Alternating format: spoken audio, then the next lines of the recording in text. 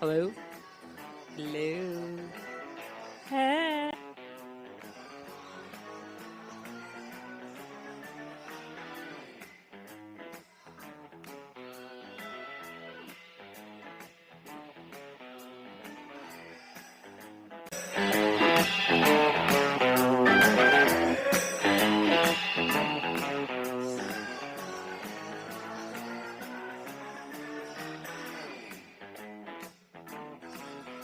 A lot of people know me already and Charlotte, and if you don't know, we're from the HR team. We're the HR generalist who supports Sour Utility Region.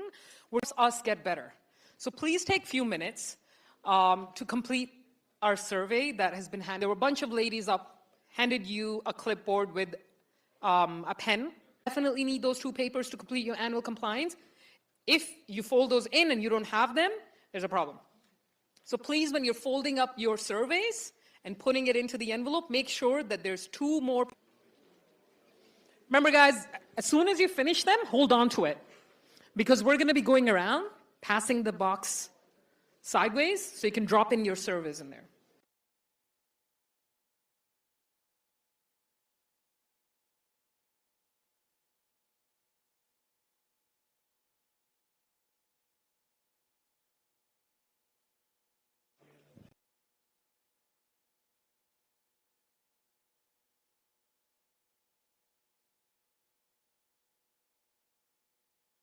Please drop in your surveys in there. Make sure you do. As soon as you drop it in, once again, you should be left with a clipboard, 2 pages onto that clipboard.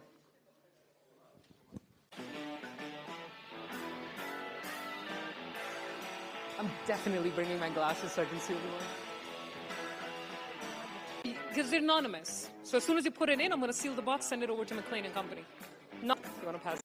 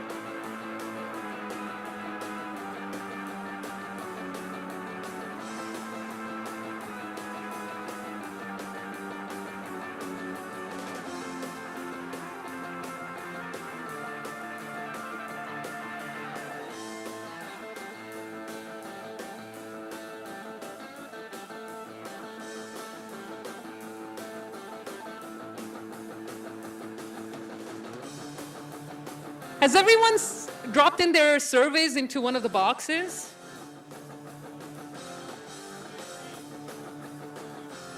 You can't read? If you can't read, I'll be very nervous right now because you work in construction. Thank you very much, guys. Is there anyone else that's still completing their surveys? Anyone else? All done? Thank you very much, guys. I really appreciate it. Once again, we're not touching these because we're going to seal these boxes and send it straight to McLean and Company. And a lot of people think that we look at them. We don't. These are anonymous. They're just going to go in and provide us feedback. I appreciate your time. Thank you very much. I'm going to pass it along to our health and safety manager, Diego, to take you on to the next one. Before I do that, guys, remember, 2 pages on your clipboard. If you don't have it, me, Charlotte, and the team is around. Let us know while Diego's giving instructions, and we'll come by and give you this. Thank you.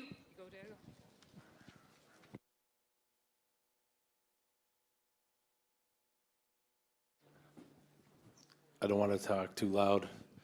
Okay, so hello, my name is Diego Grado. I am the manager for the health and safety of the Southern Ontario region. In front of you on your clipboard, you have 2 forms. One is for the annual compliance. The next one is for your WMIS review. Some of you guys already started the WMIS review, I see that, but I'd like you to hold off on that one until Crystal Evangelista, who is our health and safety advisor, completes her WMIS presentation, or you can actually do it during the WMIS presentation. All right, so we're going to start with the annual compliance. Thank you. Will be discussed during the Black&McDonald annual compliance presentation. Introduction, our mission, vision, and values, our code of business, our employee value proposition, and our success factors. Health, safety, and environment, corporate HSE policy statement, energy-based safety, incident management, reporting, investigation, and corrective actions, return to work, modified duty program, good catch program, working alone, annual training review, and WHMIS 2015. On the topic of corporate fleet, operating a motor vehicle records and the collection and use of telematics information, corporate quality policy statement.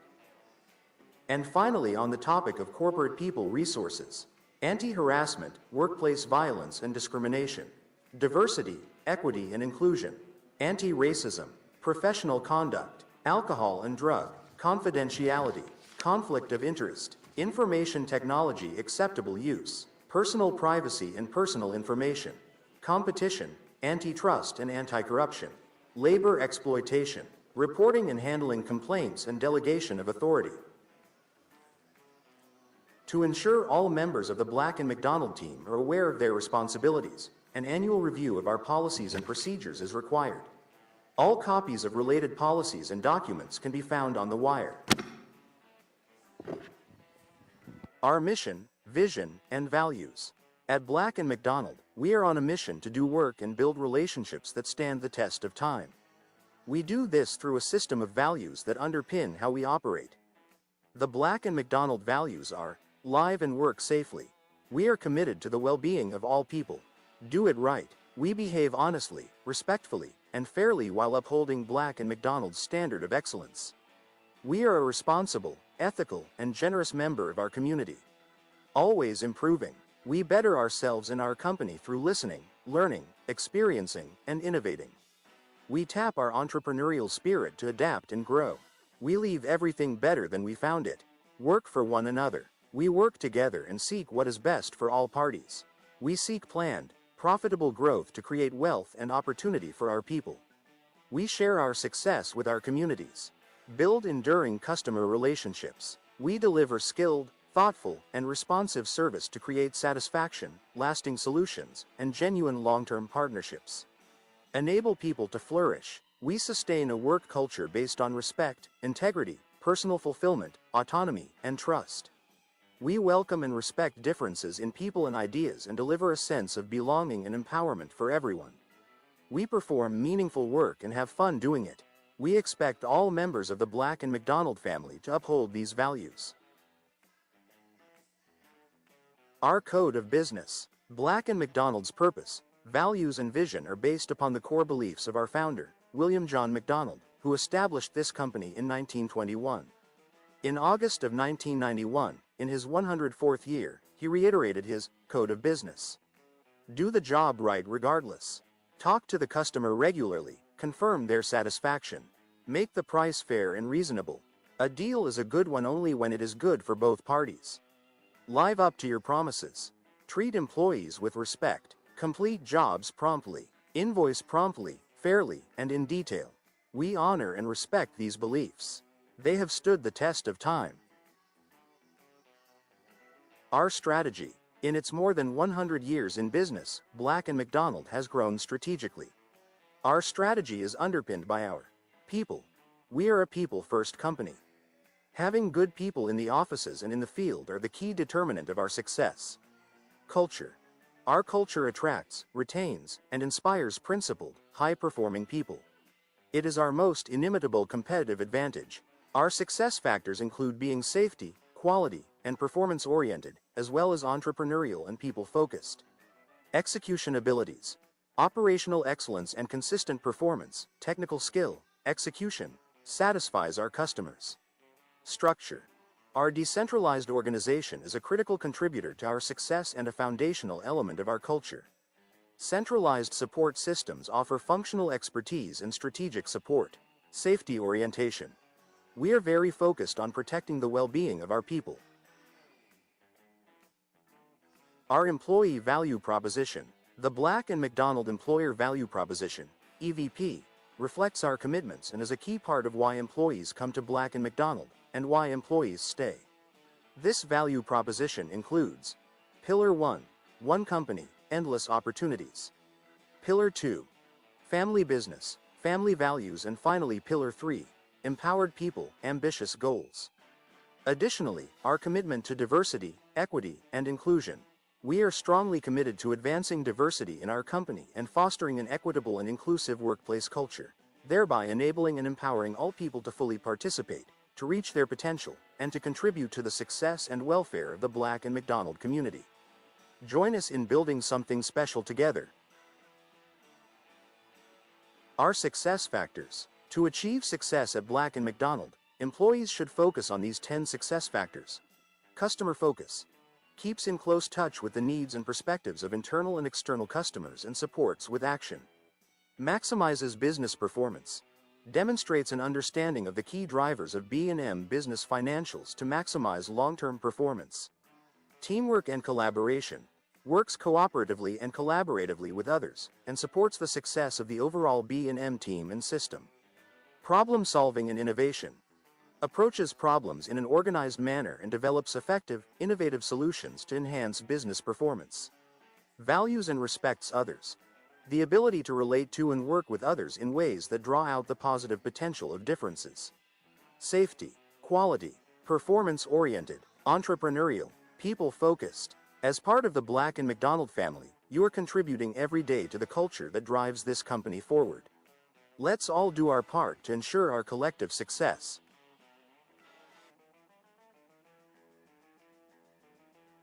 The corporate HSE policy.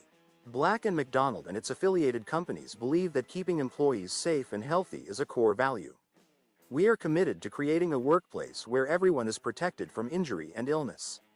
Our senior leaders are dedicated to prioritizing and maintaining the physical, psychological, and social well-being of its employees, contractors, suppliers, visitors, and all workplace parties. We set health and safety goals and objectives and regularly review them to keep improving. These goals and objectives are fulfilled through clear communication, proper supervision, education, training, and providing the right resources. To protect people, property, and the environment, Black & McDonald and its affiliated companies pledge that every precaution reasonable in all circumstances will be taken for the protection of all employees. This commitment is upheld through the consistent application of our HSE management system, which is in compliance with or exceeds legislative requirements. The Black & McDonald HSE management system will be reviewed annually to ensure that all employees display competency in their roles and responsibilities. We believe that a safe and healthy work environment is the right of every employee and can be established and sustained only through a united effort by all workplace parties, including consultation and cooperation with workers. The prevention of incidents and the provision of safe and healthy working conditions is everyone's responsibility, from senior leaders to frontline workers.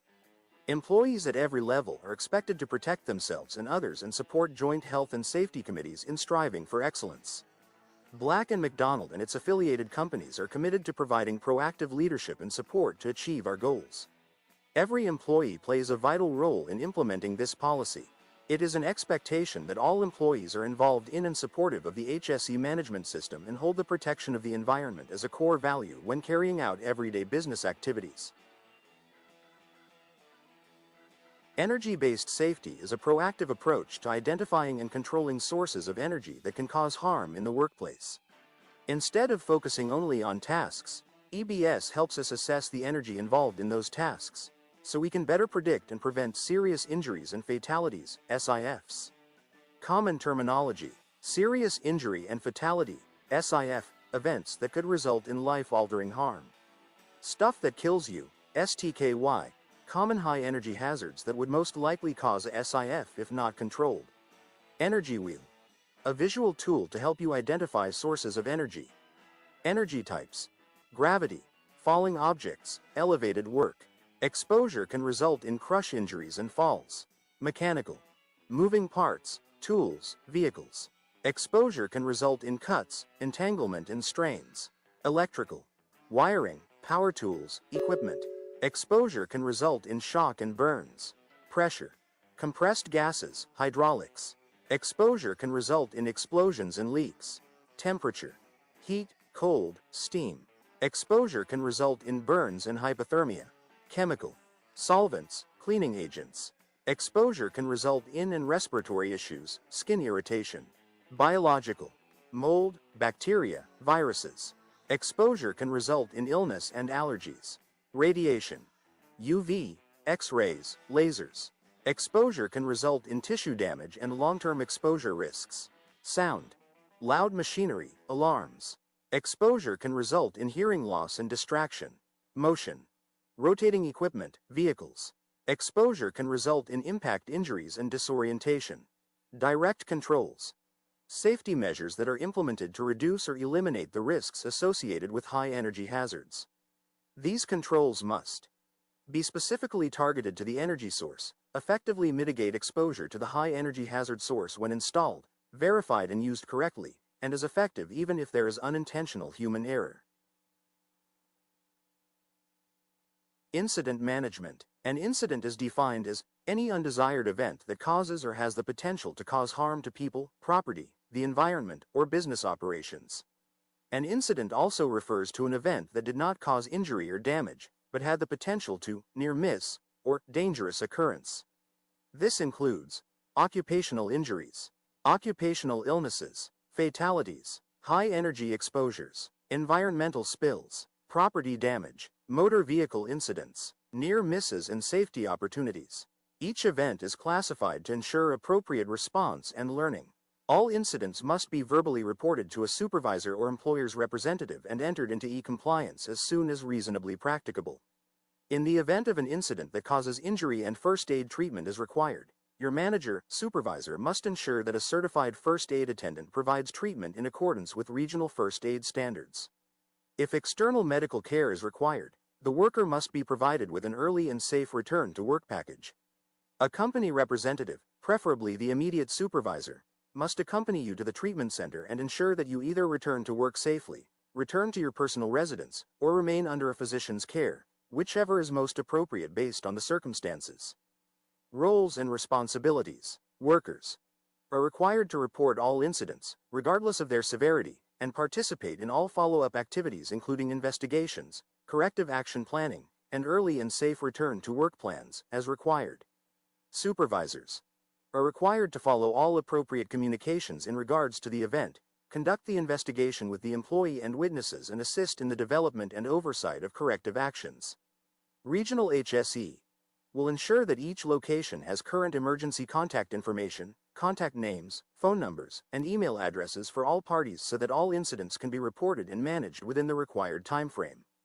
Joint Health and Safety Committee will be notified of all incidents, provide suggested improvements on processes or procedures, and all corrective actions as prescribed by federal, provincial legislation. Vice President, HSE, will communicate the status and any further measures taken at the national level for serious injuries and fatalities to the regional HSE managers. All incidents must be reported into e-compliance. Written reports must be entered within 24 hours or 8 hours for major Level 5 incidents. Final investigations must be submitted within 72 hours. Incident management. Scene preservation. In the event of an incident, unless other final investigations must be submitted within 72 hours. Incident management. Scene preservation. In the event of an incident, unless otherwise having jurisdiction, except where necessary to attend to workers injured or killed, prevent further injury or death, protect property that is endangered as a result of the incident. Investigations. The VP, HSE will participate in investigations for all serious injuries and fatalities and be implemented within a recent equipment repair or replacement, correction, storage, installation of guard or safety device, actions to improve a procedure, further assessment by the manufacturer and or review of to improve a procedure, further assessment by the manufacturer and or review of their specifications as part of the implementation plan. As part of the implementation plan. Return to work, modified duty program. Return to work, modified duty program. Black&McDonald is committed to facilitate an employee's early and safe return to work by promoting effective rehabilitation and monitoring medical services and methods of rehabilitation. Provide modified work that is safe, within the employee's medical restrictions, and promotes productivity and regular communication throughout the rehabilitation period. Safe return to work and perform suitable work that is made available. Assist as required or requested to identify suitable subsidiaries and affiliates over and above the general health, safety, environment and quality requirements. These actions help to further identify and control hazards to people. Should also be discussed with your direct supervisor. Submissions are reviewed and are subject to recognition and rewards. A good catch is a recognition by an employee of a condition or situation that had the potential to cause a health, safety or environment, and these concerns should be taken into consideration when planning for the job. As such, access to help must be identified before commencing work. Site-specific procedures may be required. The following questions should be considered during job planning. Are there other people in the vicinity? Are those people aware of your workers' need for assistance? Are they willing to provide? Upon completion of the annual compliance, you will be requested to complete your required annual refresher trainings, which may be hazard-specific or client-specific. Now is also Anti-harassment, workplace harassment. Engaging in any inappropriate conduct, comment, display, action, or gesture that is made on the basis of race, nationality or ethnic origin, color, religion, age, sex. Workplace discrimination. Any action or behavior that negatively affects the status of an employee, buyer, customer, or consumer that is based on the prohibited grounds identified in APLI and believe in exemplifying our core values by creating and maintaining a safe and respectful workplace for our employees and our customers to do business. Ingrained in these values is a commitment to provide a respectful, fair, safe, and healthy work environment. It's a safe work environment and exhibit respect for all individuals, including co-workers, colleagues in our partner organizations, suppliers, consumers, members of the public and all others. Policy. You must report it to your supervisor, manager, other member of the management team, or HR partner. Anti-racism. Racism can be openly displayed in racial jokes, slurs, or disadvantage for racialized groups.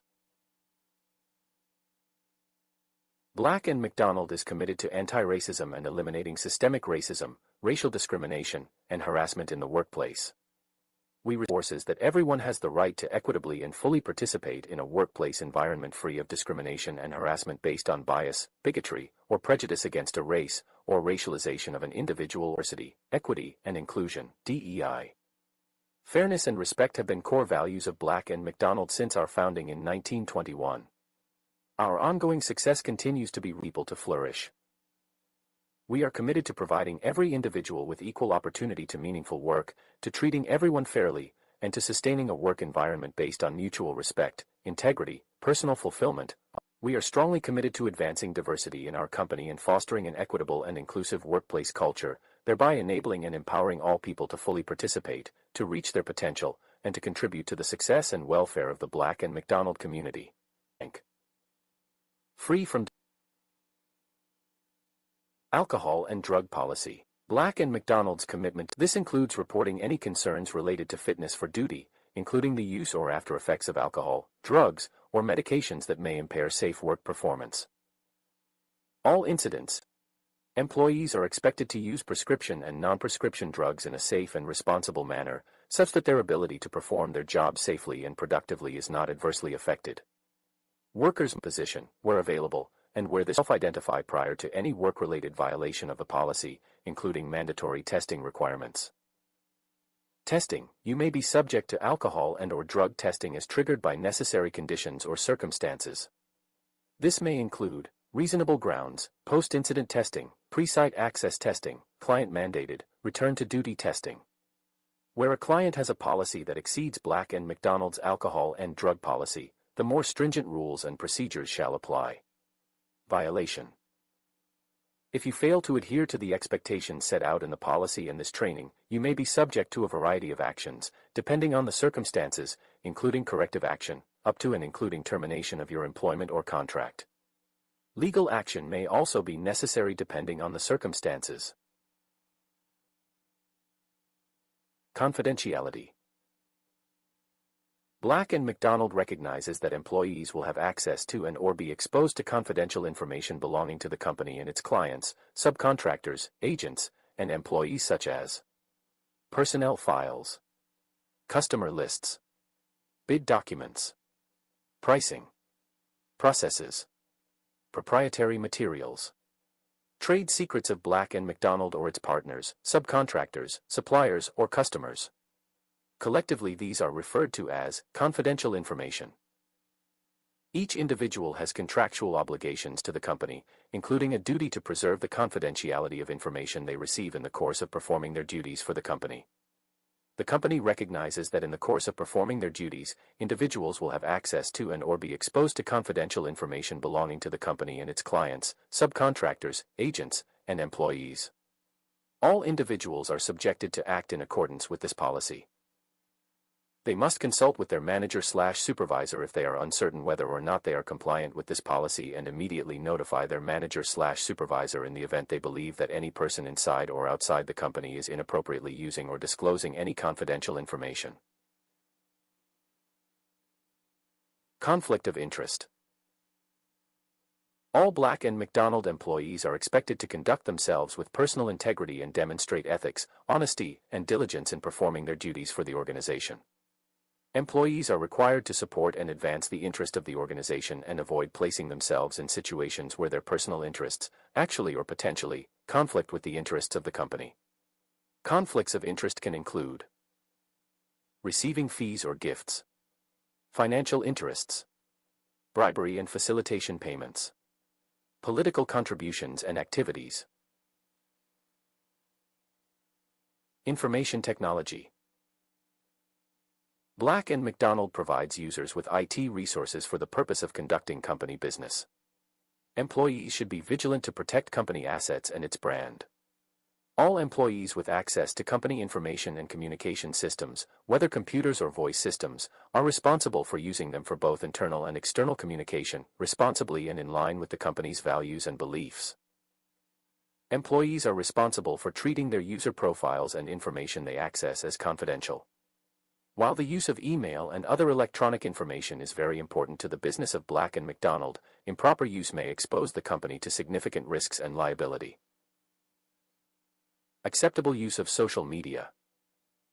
When posting on social media, either in a professional capacity or a personal post that identifies you as an employee of Black and McDonald, all applicable laws, Black and McDonald policies and the Black and McDonald social media guidelines apply.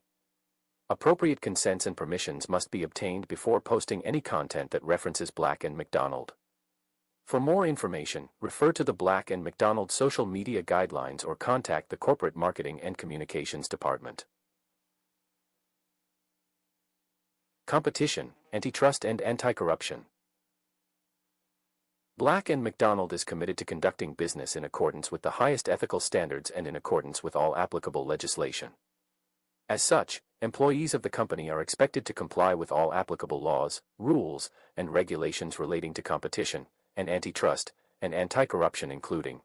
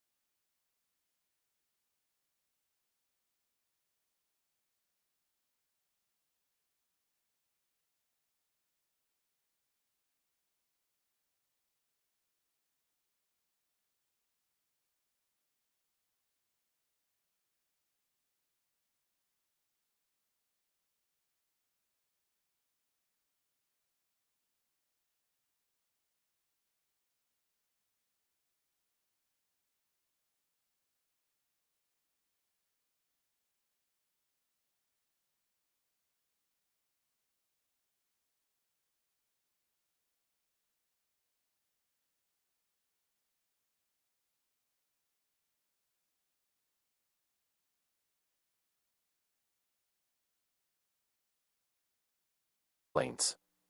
The person to whom the report was made must forward the report to the Vice President, Corporate People Resources and the General Counsel.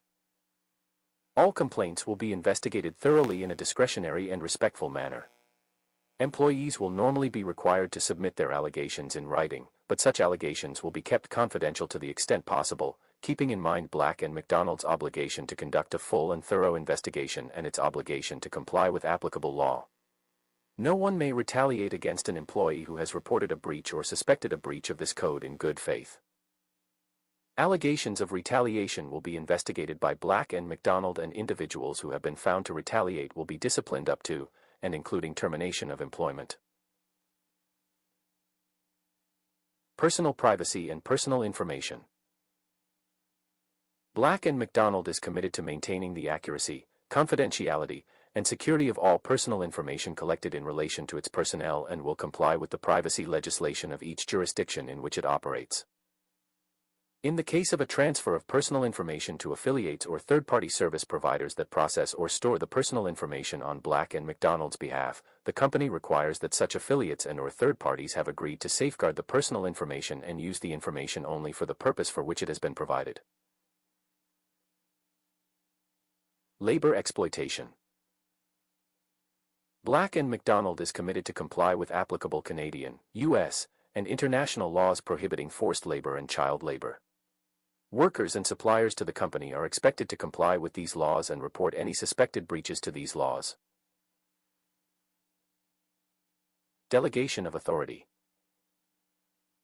Black&McDonald has established guidelines that require transactions and agreements affecting the company and its assets to be approved by individuals with an appropriate authorization level. You should review the delegation of authority policy and accompanying regional approval matrix showing approval levels applicable to the region where you work in areas such as estimates submitted to secure and/or subcontract work, execution of contracts and/or purchase order upon award of the work and any related subcontracts, procurement of materials and services, financial transactions, fixed asset purchases or leases, expense reports and investments. Human resources transactions including routine and non-routine transactions. corporate contracts and other legally binding agreements.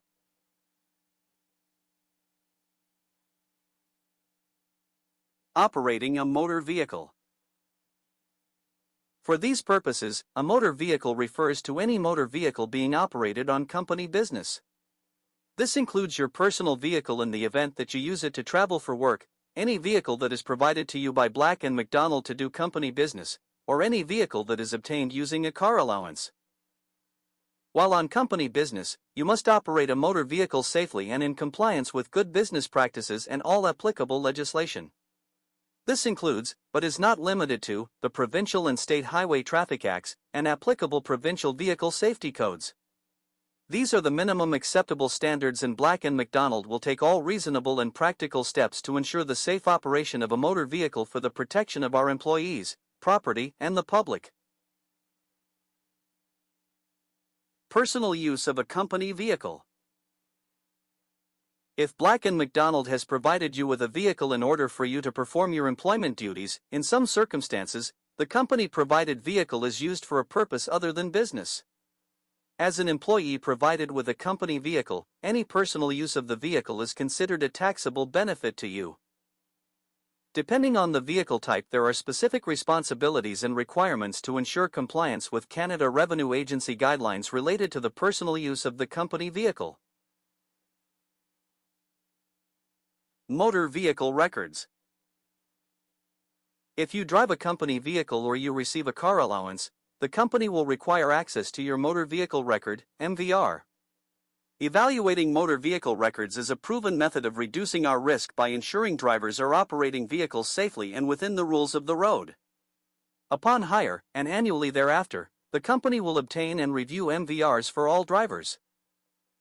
After review, if the MVR shows a driver is a potential risk to the safety of others, the company will implement corrective action for that driver, up to and including suspension or rescindment of driving a company vehicle or driving a personal vehicle on company business.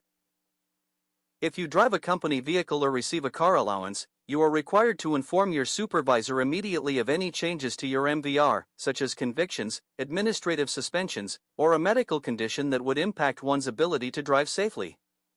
Failure to notify on a timely basis may be grounds for the removal of driving privileges and further disciplinary action, up to and including dismissal. If you do not drive a company vehicle or receive a car allowance, you are not required to supply your MVR or advise your supervisor of any changes to your MVR, unless you are asked to perform a task that requires driving. In this case, you must disclose any suspensions or conditions that would impact your ability to drive safely.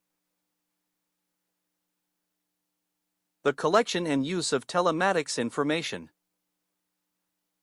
Black&McDonald company vehicles are equipped with a global positioning system, GPS, monitoring device. Employees operating a company vehicle with a GPS monitoring device must be aware and acknowledge that telematics information is collected and stored. The telematics information collected generally relates to the business use of the vehicle and used for the purposes relating to the employment relationship. This includes retrieving a vehicle that has been stolen, locating a missing employee, to assist in ensuring employee safety, e.g. working alone, dispatch and routing, verifying customer disputes of time billed or work performed, vehicle odometer readings and distance traveled, auditing after-hour use of the company vehicle, validating third-party complaints, monitoring the frequency of speeding against the posted speed limits. Tampering with any GPS equipment installed on company vehicles is prohibited and subject to disciplinary action, up to and including dismissal. Additional expectations. In order to receive a car allowance or operate a company vehicle, you must have a valid, full license and complete one of these training courses as applicable. Driver policies and procedures, car allowance. Driver policies and procedures, company car. Additionally, if you receive a car allowance or are expected to drive a company vehicle, or if current expectations are modified and require you to access or operate a Black&McDonald company vehicle in the future, you must abide by the policies set out in this training.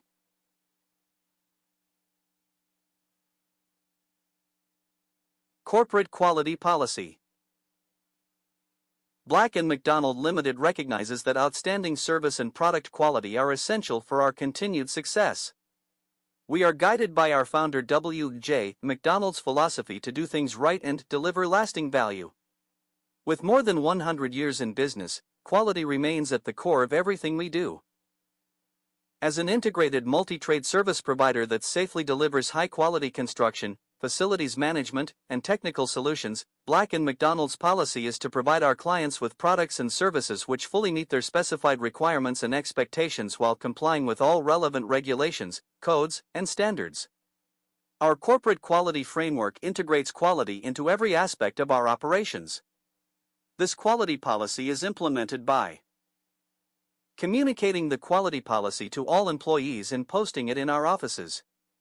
Implementing a quality management system aligned to the context of the specific regional operations and industry requirements. Continually improving the effectiveness of the quality management system. Ensuring a clear understanding of our clients' requirements and responding promptly to their feedback. Providing the necessary resources to achieve our quality objectives. Enabling all our employees to meet quality requirements while achieving the customer's satisfaction by delivering value both on time and on budget.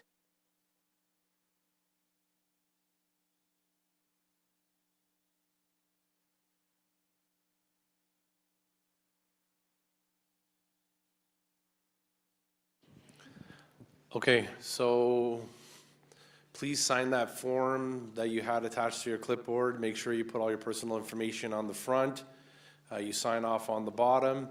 Next, pull out the WMIS that is on that clipboard as well, and Crystal Evangelista will come up and discuss and provide you the WMIS awareness training. Thank you. All right, that one was pretty long, so I'll keep this one short. Good afternoon, everybody. My name is Crystal Evangelista, for some of you that don't know me. I'm a health and safety advisor for the Southern Ontario Utilities region. Today we'll be going through our annual WMIS refresher, just to make sure everyone remains familiar with hazardous products and how to handle them safely. Also, guys, feel free to tackle the quiz as I go through the presentation, okay? All right, so to start, there are key things that we should be able to understand after this refresher. That's being able to understand the hazards associated with the products that we work with, knowing how to protect yourself and others, properly responding to emergencies, and knowing where to find more information when needed. Now, there are 4 main elements of WMIS. The first one is classification. So that includes the different hazard groups, classes, and categories, as well as the pictograms that we know and recognize. Second one is labels.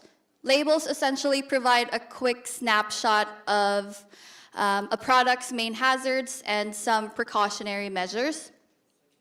Third one is the safety data sheet, or the SDS. Contrary to the labels, the SDS provides a full detailed breakdown of a product.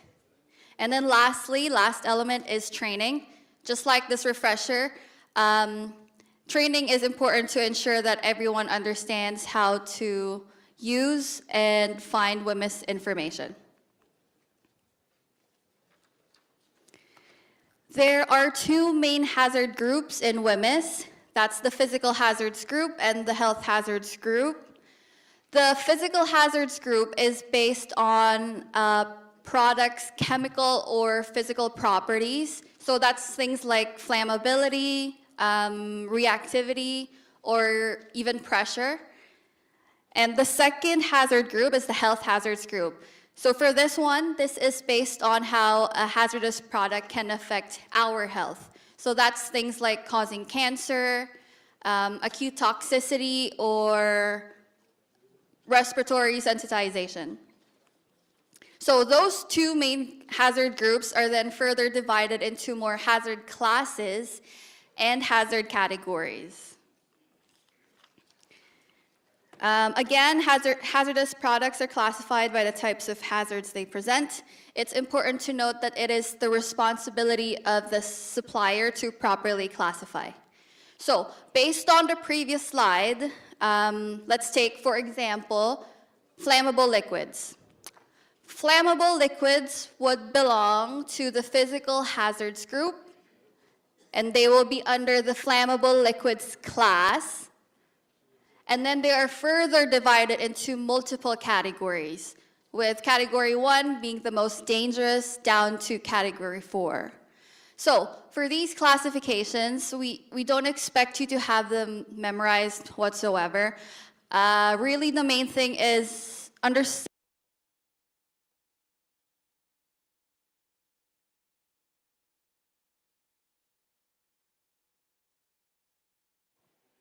Hello? Okay. Where was I? Yeah, so we don't expect you to have these classifications memorized. The main thing is understanding what the hazards entail and how to use and handle and store them properly. Okay, now let's do the pictograms. Let's do a quick review of the pictograms. Now that this one's here, this is the exclamation mark. This is for causing less serious health effects or damage to the ozone layer. This one is the exploding bomb for explosion or reactivity hazards. The flame for fire hazards. Flame over circle for oxidizing hazards. The gas cylinder for gases under pressure. Corrosion for corrosive damage to metals, the skin, or the eyes. Skulls and crossbones, meaning it can cause death or toxicity with short exposure to small amounts. Health hazard, this may cause serious health effects. And the environment with the unfortunate dead tree and dead fish, that's harming the aquatic environment. And lastly, the biohazardous infectious materials. Those are materials or toxins that can cause disease. Are we all good with the pictograms? Yeah. Okay, next we have the labels. All hazardous products used, handled, or stored in the workplace must be labeled.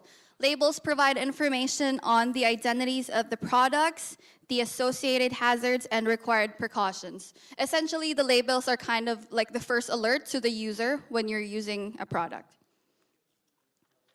There are two main types of WMIS labels, the supplier labels and workplace labels. First type is the supplier labels. These are from the manufacturer or the supplier. They are also fully standardized and they must contain specific information about the product. So the supplier labels must contain information about the product identifier or the name of the product, a pictogram, a signal word. So that's either danger. Hello? Okay. Signal word. So that's either danger or warning. Danger is used for less severe, danger is used for high-risk hazards. That's for danger. Warning is used for the less severe hazards. Supplier label must also contain hazard statement, precautionary statements, and a supplier identifier. Also, it's important to note that supplier labels must be written in both English and French. They can be bilingual or available as two separate labels. All right, now the second type of label is workplace labels.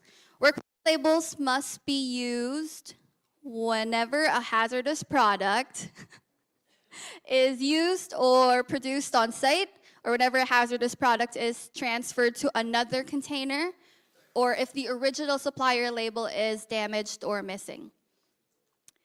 Workplace labels must also contain specific information, just like the supplier labels, just in simpler form. So the label must have the product identifier or the name of the product, safe handling precautions, and a reference to the SDS. So basically, this ensures that safety information is never lost and is always available. Also, it prevents us from mistaking a hazardous product for something else. All right, finally, we have the SDS, or the safety data sheet. While the labels provide a quick snapshot, the SDS provides the most comprehensive information about a hazardous product. The SDS contains information on the hazards of the product, how to use the product. Sorry. Oh, fish. Guys, you didn't tell me? Okay, SDS. SDS contains information on how, on the hazards of the product, how to use the product safely, what to expect if you don't follow the advice, how to recognize symptoms of exposure, and what to do in an emergency. The SDS has 16 standardized sections.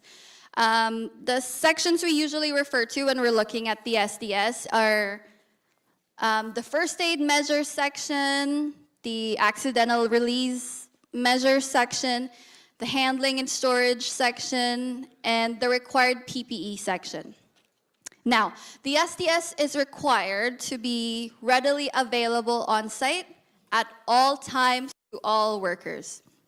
So whenever you need more information or more details about a product that you're working with, your go-to reference is the SDS. All right, that wraps up our refresher. Thank you everyone for your attention. If you have any questions, feel free to speak with your supervisor or to any of our other safety advisors. Thank you. Great job, Crystal. If you could do me a favor, take your clipboards and pass them to the end of your row. We will come and collect them. Thank you.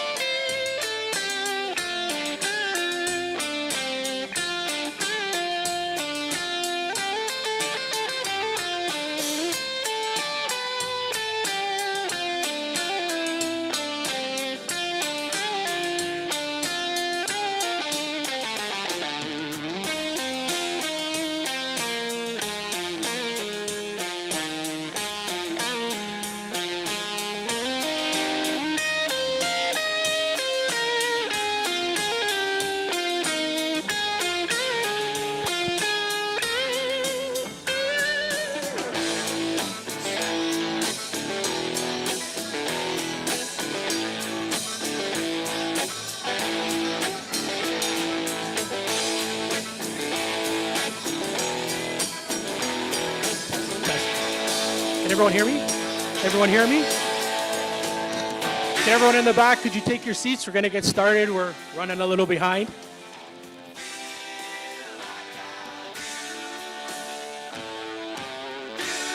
Good afternoon, everybody. Welcome to Black&McDonald's 2026 semi-annual meeting.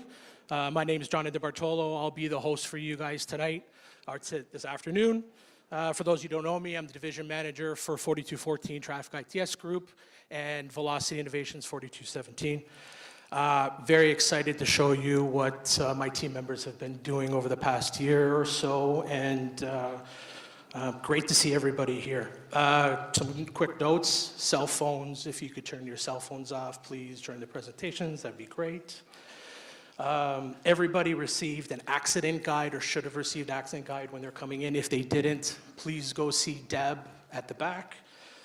Also, all of our female employees received a Give to Gain sticker. We do have extras. If anyone would like one or needs to receive one, go see Deb at the back as well. Thanks. Happy International Women's Day. Glad to see everybody out here. Good afternoon.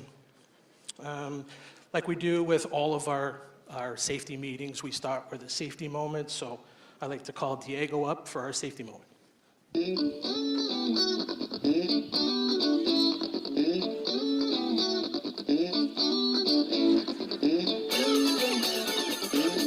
I didn't know that I get an intro song. Hey, look at that. That's amazing. Not the song I would have chosen, but I guess nevertheless, it's an intro song. So I thought I would like to start with a safety moment on line of fire. By the way, my name is Diego Grado. I am the Health and Safety Manager for the Southern Ontario region. This topic that was chosen because of events that have occurred in the Southern Ontario region. Today, actually, we did have a critical injury on one of our sites, which is a direct result of line of fire. This did not happen in the utility region. It happened in the Southern Ontario Mechanical Electrical region. I understand that, when it comes to line of fire, a lot of our jobs, fast-paced, a lot of traffic in the areas. Sometimes our projects are very congested. But we've had some serious injuries. We actually had one that was a potential to become a fatality on one of our projects. Taking the time and understanding that if you're going to be working, inspect your work areas, look at the potentials and paths in the event that a load becomes loose, a machine swings in a direction, vehicles are backing up, not putting yourself in that position. So one of the events that did occur on one of our projects was a worker was pinned in between a Kubota and a truck. Now, thankfully, that worker didn't sustain any injuries. It was amazing. But nevertheless, it's a prime example of the potentials of when you do put yourself in the line of fire, even with tools and equipment too, right?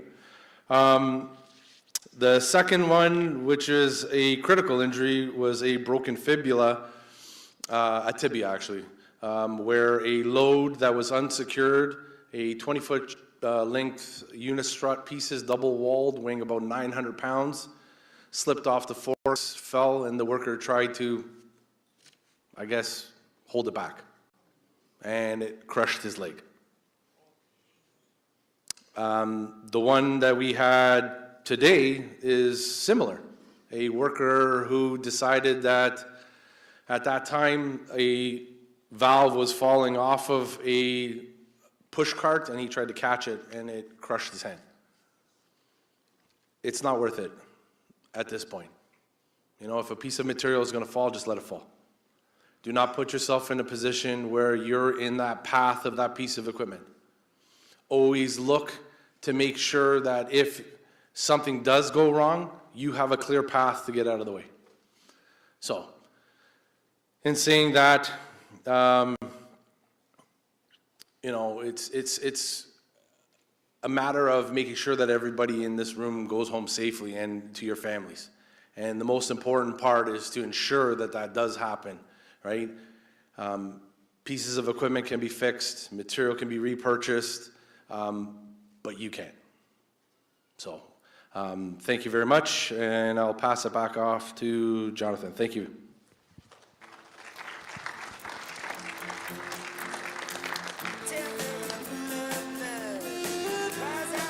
Thanks, Diego.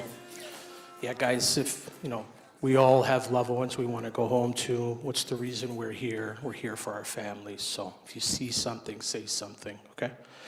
Moving on, I'd like to call on Jeff Quality for Quality Moment and Update. Jeff, thanks.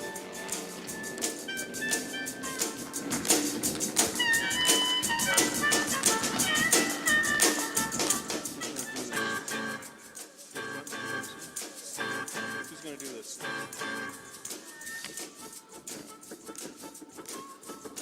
All right. Hello, everyone. Across our region, we have many distinct roles in field work, design, quality, coordination, and support, and others. Quality is not tied to, thank you, a single job title. It's found in the choices we make each day. We've all had that moment where something is just a little bit off and we think that's good enough. But the truth is that tiny thing is just sitting there waiting to turn into a much bigger problem later. That's why today's quality moment is about hidden quality. The work that nobody sees, the double checks nobody applauds, and the quiet moments where we catch something small before it becomes costly rework. So who's heard of the 1-10-100 rule? Not one person? All right, well, if you're not familiar with it, think of it as the universe's way of reminding us that every action or inaction has consequences. The classic version uses simple dollar amounts, but the message is this: the longer a problem goes unnoticed, the more expensive it becomes to fix. And here's how it plays out. If you catch it early, the cost to fix it is minimal. That's the $1. If you catch it later, after work's been built on top of it, the cost of fixing it increases to roughly 10 times the amount. If the customer finds it after handover, the cost can jump up to 100 times, the amount. So at that point, we aren't just fixing an issue. We're dealing with serious rework, scheduling delays, contract penalty, exposure, and reputation damage. The 100 level is never fun, but it does come with bonus features like extra meetings, heated emails, and people asking you how this could happen. And it's never fun, I'll tell you. The truth is, most of the 100 problems started as tiny, quiet, almost invisible $1 problems. And that's the world of hidden quality, the seemingly unimportant things that become major issues when they're ignored. So whenever we catch ourselves thinking that's good enough, the 1-10-100 rule starts rubbing its hands together like it's waiting for a chance of recognition in the aftermath. So we need a mindset change. I'm proposing we replace the "that's good enough" with excellence in quality every time. Quality starts where we are right now, at the beginning, the middle, or the end of whatever task we're working on.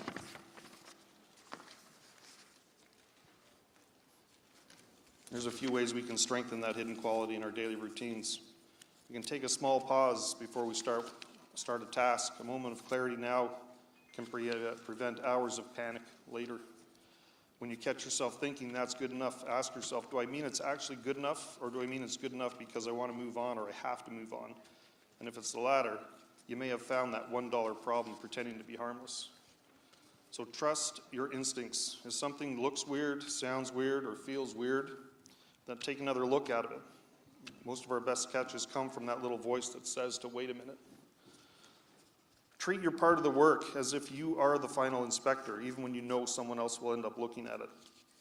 And share your small wins. If you catch something small that could have caused a mess, share it with your team, share it with quality for sure. Hidden quality becomes shared quality when the story gets passed along. So here's what I'd like everyone to do today. Think of one part of your job where the "that's good enough" sneaks in. Maybe it's documentation, double checking measurements, or maybe it's reading the spec instead of assuming that you're building it the same as you did the last time. So just pick one of those areas and replace that old mindset with the new one. Swap out, that's good enough for quality, or so excellence in quality every time. Even if you apply it once, it could result in one fewer 100 level problems. Also, if you run into barriers that make it hard to catch issues early, let someone know. If something is consistently pushing you toward the that's good enough direction, it means there's an upstream improvement waiting to happen. So to wrap this up, think about hidden quality as an early warning system. When we slow down just a little and pay attention to those small details, we prevent big issues from showing up later. The 1-10-100 rule isn't just a theory. We see it in action every season, and the easiest place to change that story is right now. Small choices add up to big outcomes. Okay, so my update now. What's been happening in quality? Well, we're continuing to support project support by preparing quality plans, ITP packages, and contributing to proposals for new projects. We released a new quality program back in December, and released at the same time we launched a new quality SharePoint, and that's where you can find the quality manual, procedures, ITPs, and other related forms, as well as quality moments as well. The training program for the new program is being prepared currently. Will be available through Litmus in the next couple of weeks. It'll be a tiered approach, so only the modules considered necessary for your role will be assigned. However, there is only going to be 8 or 9 short modules, so I would encourage you to take a look at all of them. The site quality observation checklist training for the DMs, GMs, and VP level is now on Litmus. And I would encourage those roles to take the refresher on how to get through that. The next managers meetings and the next semi-annual meetings will include very detailed activity reports for quality. We don't want to see a bunch of zeros on there. The project management team version of the for a quality verification is coming soon for the training and a checklist, so project managers can look forward to that. And my last update is I've written a series of quality moments now based on hidden quality, so jump onto the SharePoint site and check some of them out. Some of them may be related to the work some of you guys are doing throughout your days. So remember, excellence and quality every time. Okay, have a great day.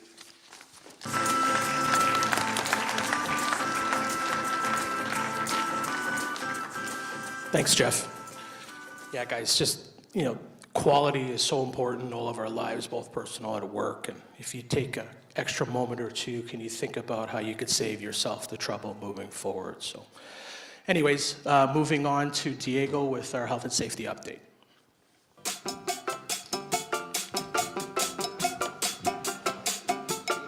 Wow, that's better. I like that one. A little bit Cheech and Chong too. Dazed and confused? Dazed and confused too. Okay, so we're going to discuss in our agenda for health and safety is our regional statistics, our causal factors and trends and lessons learned, and then we actually have a video after the fact. The video was chosen by one of the other regions during our health and safety meeting. Actually, it was during our all-staff meeting, and I thought it was an effective message to send out, and I would like to share it with this group as well. So when we look at statistics, right, and I know that everybody in this room has seen these stats, and they were wondering what is the purpose of these stats? What do they mean? What do they represent? How do they affect everybody in this room? And maybe you don't think that they do affect you, but they do actually affect every single person in this room. Our main objective when we look at statistics is to determine what are factors or causal factors that relate to what types of injuries are happening out on the workforce. We do that to make sure everybody's safe. That's our main objective. making sure that everybody goes home is the main objective. But there's also other factors. There's other things that we look at. It's how we can improve as an organization. How can we get better? What are the risks that are associated with the work activities that people are performing? And those are important factors.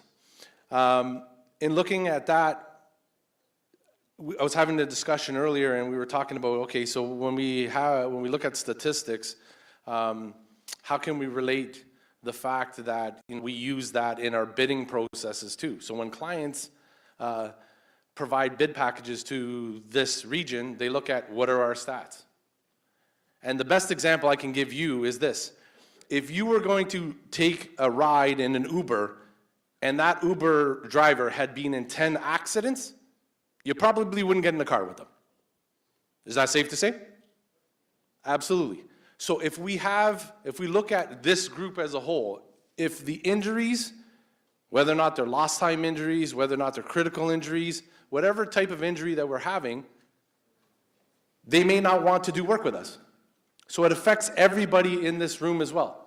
Our main objective is to make sure that you go home safely, but it's also that we provide work for everybody in this room.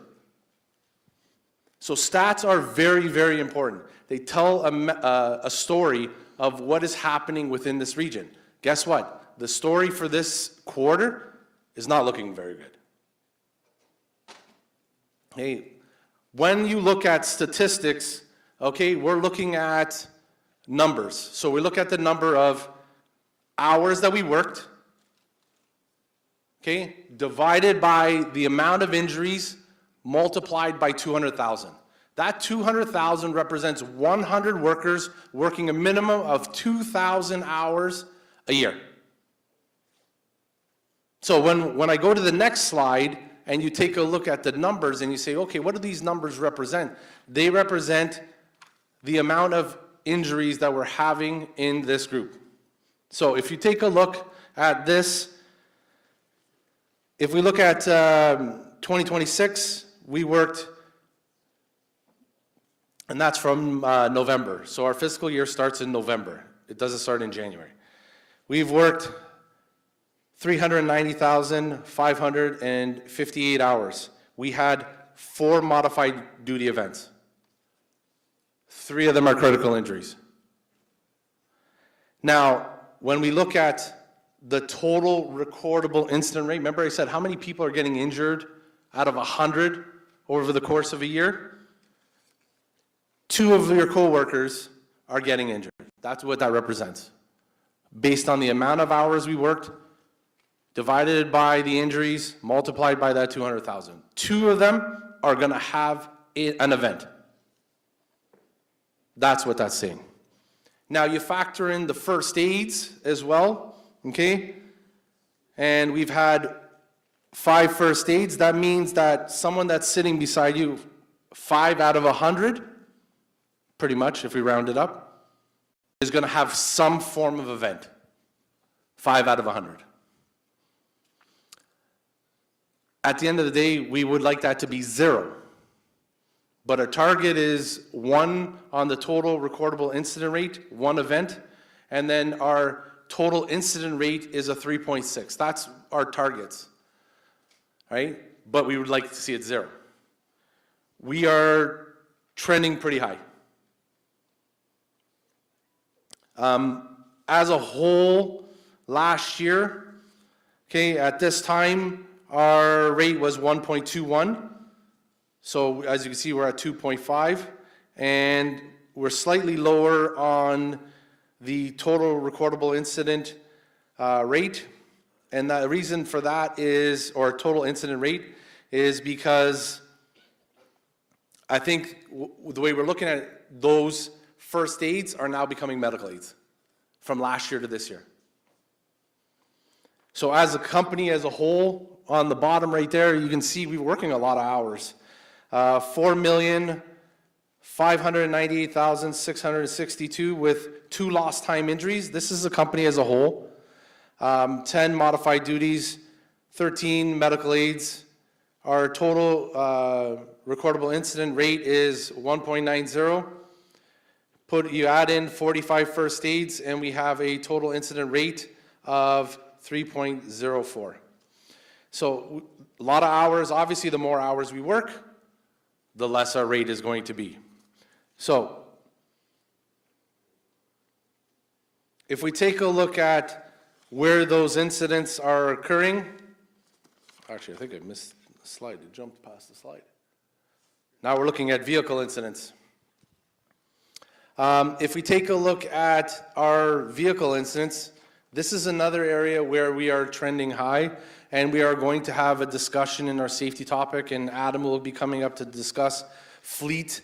I think this is an important factor too, because we have a lot of vehicle events occurring over the last 4 months. In total, we have driven, and sorry, it's kind of small, 6,124,489 with 9 preventable incidents and 4 non-preventable. So that's given us 13 vehicle events over the course of a year.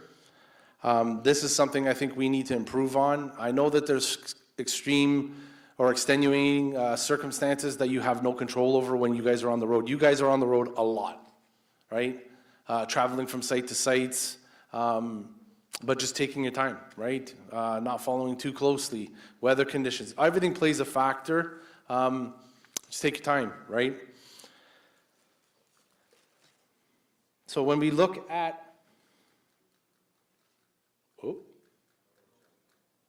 there we go.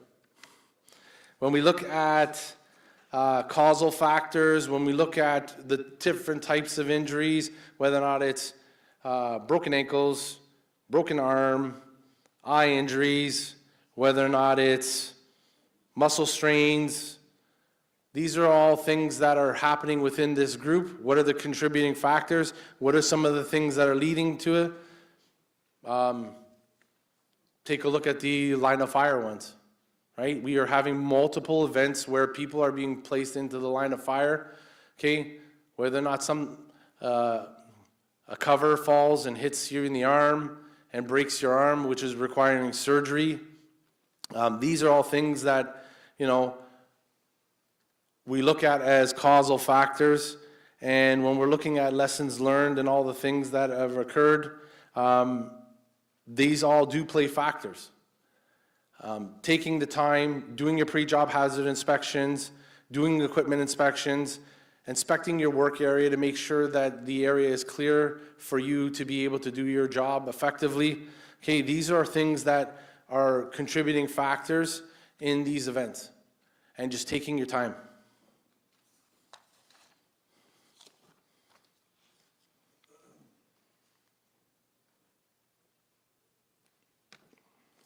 So one of the main things, okay, that we're looking at as well is site conditions. One of the main factors too is just, pre-planning, pre-inspecting, okay, reviewing your work areas, clearing out like things like snow, having salt available. These are all things that we look at as contributing factors as well. So in saying that and just ending this off, I'm going to turn over the mic to Adam, and he's going to come up and talk about safe driving habits.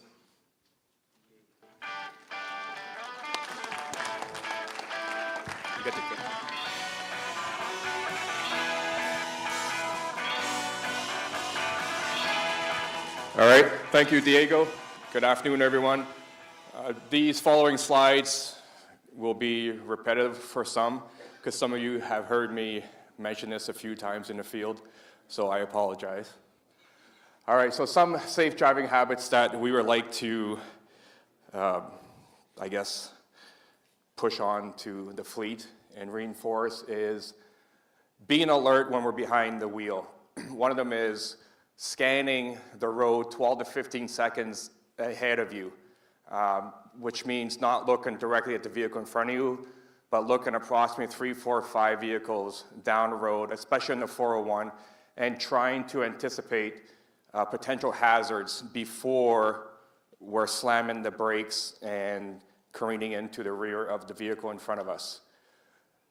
Others is managing our space, again, which is goes back to the old I lead initiative, is maintaining a 3 to 4 second following distance to the car in front of you. So if you're on, say you're on a 401, you pick a stationary object, when that rear bumper of that vehicle in front of you passes it, you start counting 1,000, 2, 1,000, so on. And if you're within that 3 to 4, 4 to 6 seconds before the front of your vehicle reaches it, you're in a good, safe following distance. Eliminating distractions. We recommend turning off your phone or setting your phone to do not disturb features prior to driving, setting your GPS coordinates prior to leaving your location, and yes. And last is leave yourself an out. This is especially important, say, when you're driving along the 401. Me, myself, I don't like being boxed in by vehicles. I always like to know that I have an out, either my left, right, front, or rear. And I don't like being on either side of any commercial motor vehicle. Not only are they unpredictable, but if there's an event in front of you and you need to swerve or you need to take evasive reaction, being beside a commercial motor vehicle does not give you that option of having an out. So again, best practice when you're driving down the road, any roadway, is always leave yourself an out, give yourself enough leeway with the vehicles in front of you. So some distracted statistics that are recent is almost 43% of Canadians support banning all cell phones while driving. 21% of all roadway fatalities in Canada are caused by distracted driving. And that's not just cell phone use. That's playing with your radio, your climate control. For me, like my kids in the back, I'm sure a lot of us have kids in the back and they're screaming or yelling or whatever. That is a statistic that creates distracted driving as well. 47% of Canadians admit to texting or using voice methods while driving. I'm sure if we did an anonymous poll in this room, the majority of us would admit to some form of distracted driving.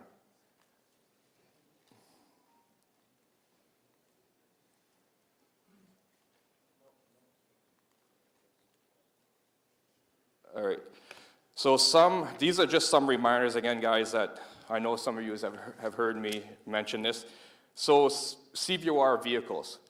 And this isn't just our RBDs or our single bucket trucks. This is all vehicles that have the yellow annual inspection sticker. So whether you drive an F-250 with a gross vehicle weight that requires us to register it as a CVOR vehicle, daily pre-trips through Geotab are mandatory. Paper copy pre-trips are not acceptable at Black&McDonald. Because of our e-logs that we use, we are a federally regulated company, technically a transport company, and we have to do everything electronically. And the paper copies technically would need to be kept up to 2 years on file somewhere, and I'm not sure if we'd be keeping them for that long. So again, please use your Geotab to do your daily pre-trips for your CVOR vehicle. And if you don't have Geotab access, speak to your supervisor, manager, and please get the Geotab training. Non-CVOR vehicles, so basically any other vehicle that we drive, like my pickup truck, I do a weekly inspection of my vehicle and I submit it through e-compliance.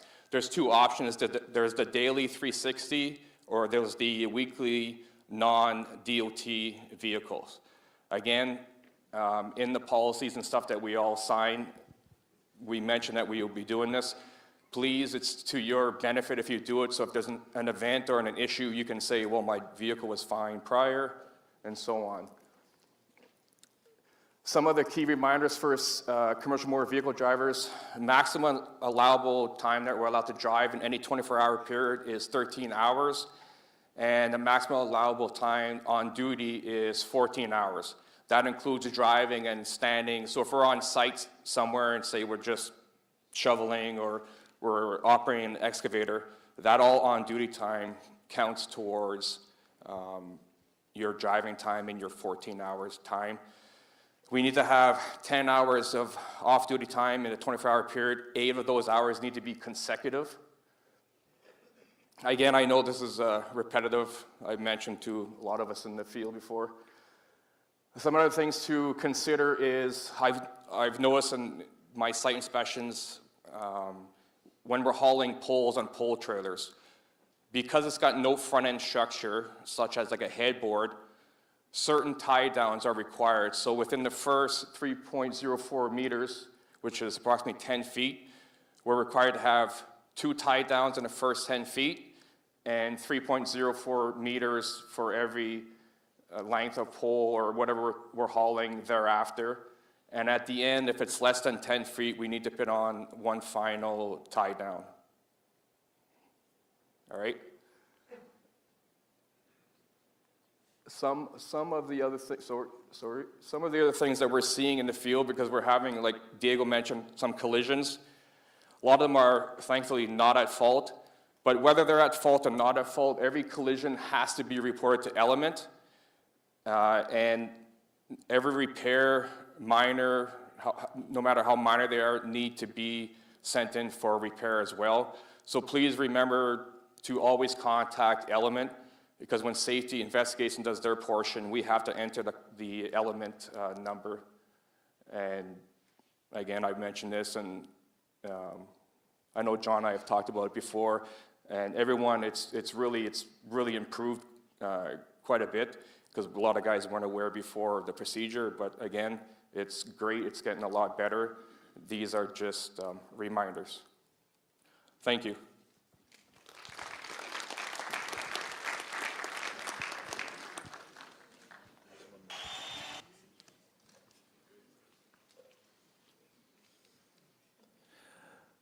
This is a video that I was discussing earlier, so we're just going to press play on this video and get the video started.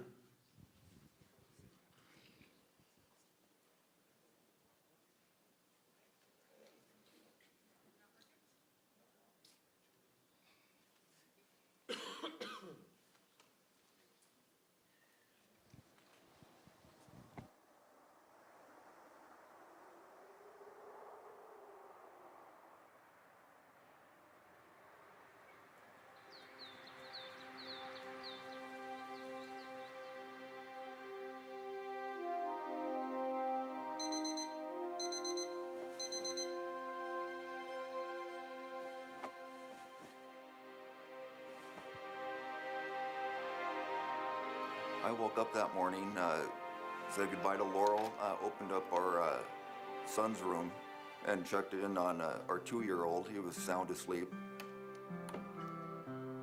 and had a cup of coffee.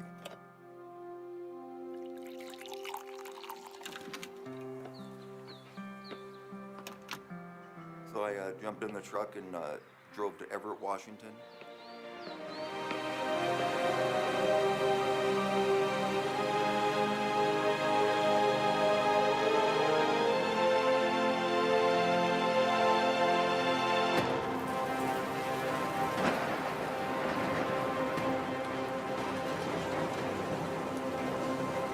Weather was bad, and I was the first one there. We got our rigging all set up and went to the supervisors, and they went up and checked all our safety lines and gave us the okay to start power washing.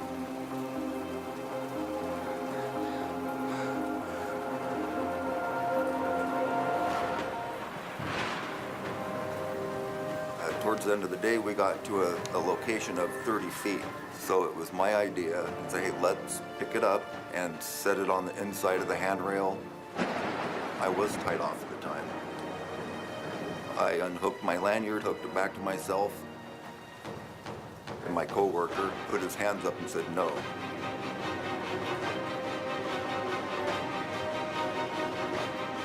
So I climbed up on the handrail, and then something odd happened. Something's not right.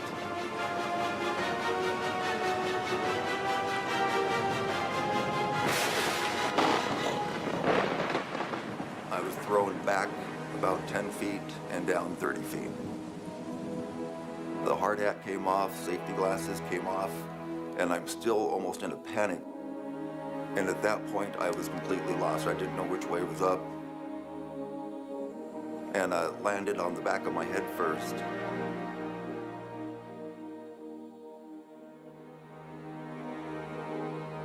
So I tried to take a little breath, and I couldn't breathe. And then the pain went away. It got warm. It was peaceful. I don't know what you call that transition, but I was okay with it. I was okay.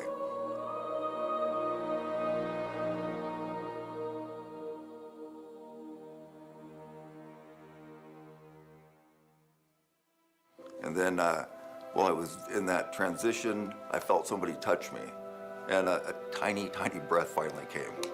And it was my coworker who had run down the 3 flights of stairs. And then he went down and got help. It was Friday night, and it was about 5 o'clock, about time to go home. And my supervisor came to me, and she said, "You have a phone call." Nobody wants to get that phone call. And nobody wants to make that phone call. All they could tell me was that my husband had been in a serious accident and that I had to get to the hospital right away. So, between my tears and the rain on the windshield, I don't know really how I made it. I don't know how long it took. I just kept thinking, how would I tell our son? His daddy's not coming home. It's not worth it.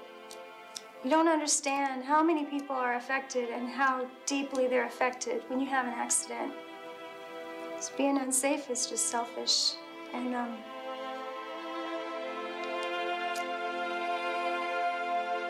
just, it's not worth it.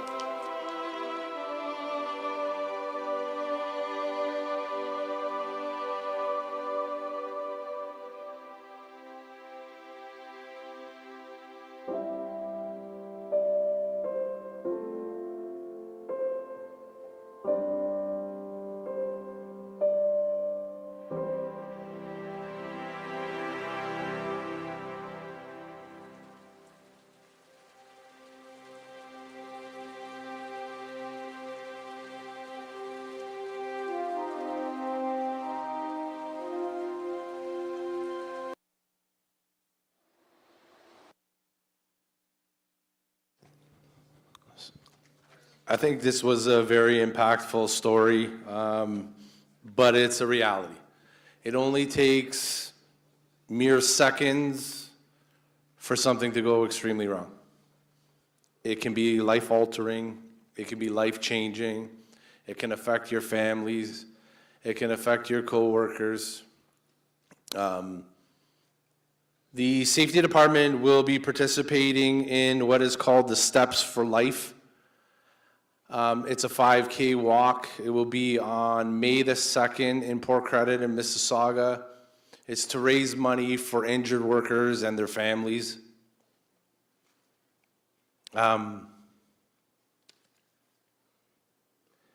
It's something that I think we all need to be aware of and how it impacts. I am a product of that. My dad was an injured worker. He fell 4 stories in a high-rise accident and broke his back. Someone had placed a sheet of plywood over an elevator shaft. It just finished snowing. He walked, fell through it, fell 4 stories, broke his back. He actually landed on a skid of cinder blocks. Half of his face was paralyzed, and he lived in pain his whole life. At 60, actually, he retired, and 2 years later, he died. Momentary lapse in judgment by someone else who did something, maybe they didn't even know that was wrong. But this is a fact. We need to look out for each other, okay? And that's everybody in this room. And you know what? I need to make sure that everybody goes home safely. Thank you.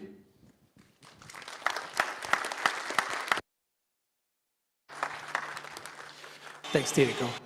Just a couple comments on that.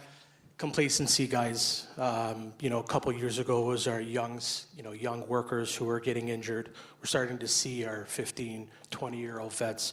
You guys bleed and break all the same as the young guys, okay? So take that extra moment and look, plan, schedule. Okay, running a little late behind on time, so we got Huma coming up with our HR report.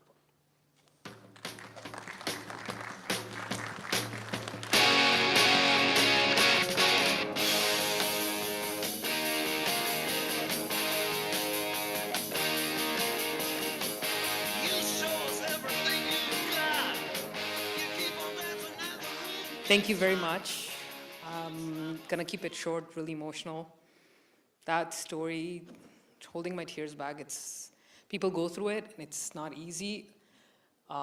Everybody has a story, so do I, but you really get to see it here, and it kind of reflected that, oh my God, it can happen to anybody. So I hope somebody takes this, and all of you guys actually take it with you as a positive thing. Without any further ado, me and Charlotte are gonna take you guys through HR slides. We don't have a lot to do. We wanted to focus on a few of the things. So once again, thank you for everyone to come in to do the employee surveys and also complete our annual compliance. It means a lot, and it means extremely a lot to us. That's how we look at your feedback, and then we apply to see how we can assist and be better at what we do. So really appreciate it. Thank you so much, guys. Hats off to you guys. Now, moving forward, you have the clicker? Yeah. So like I said, we're not going to go through too much.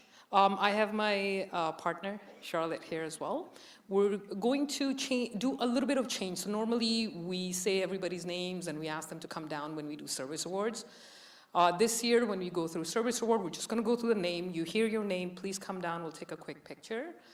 We already sent out emails to anybody who is hitting a milestone. Congratulations to everybody for that.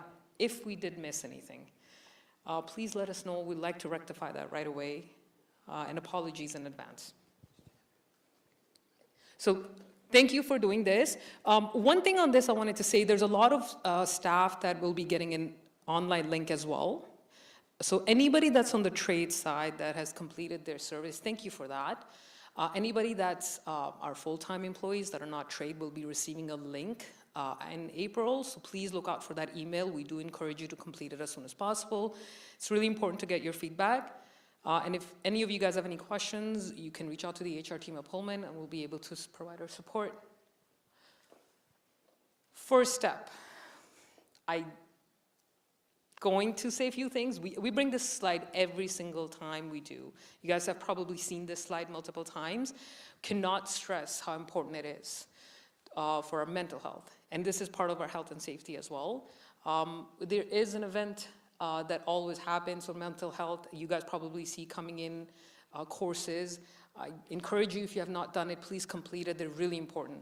I did the mental health litmus twice now. Every single time I do it, I learn something new. It makes me cry, I get sad, but I encourage all of you guys to do it as well.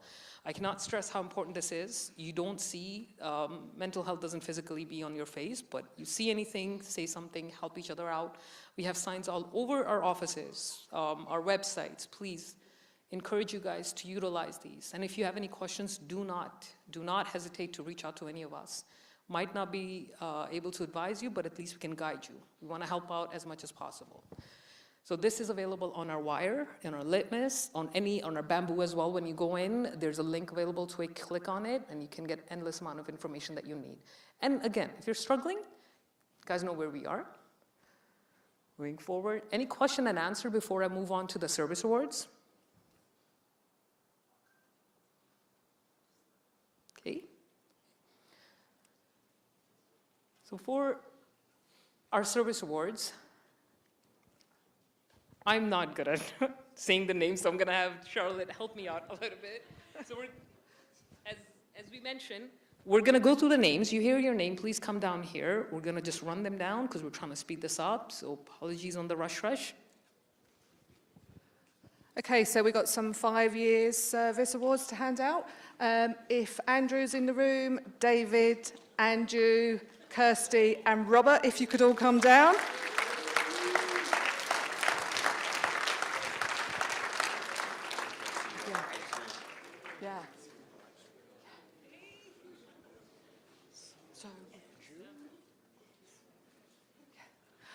20 years, if we've got Charles and Amanda.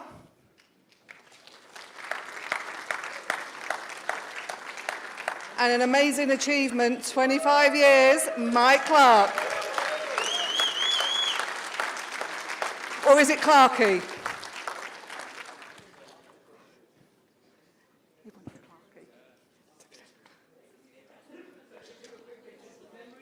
That we want to see. Yeah, we phone it. Yeah. Take a picture. I'll take a picture. You want my phone?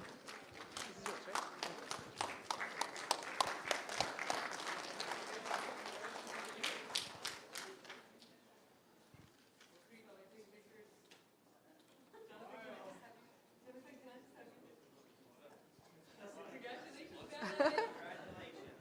Congratulations.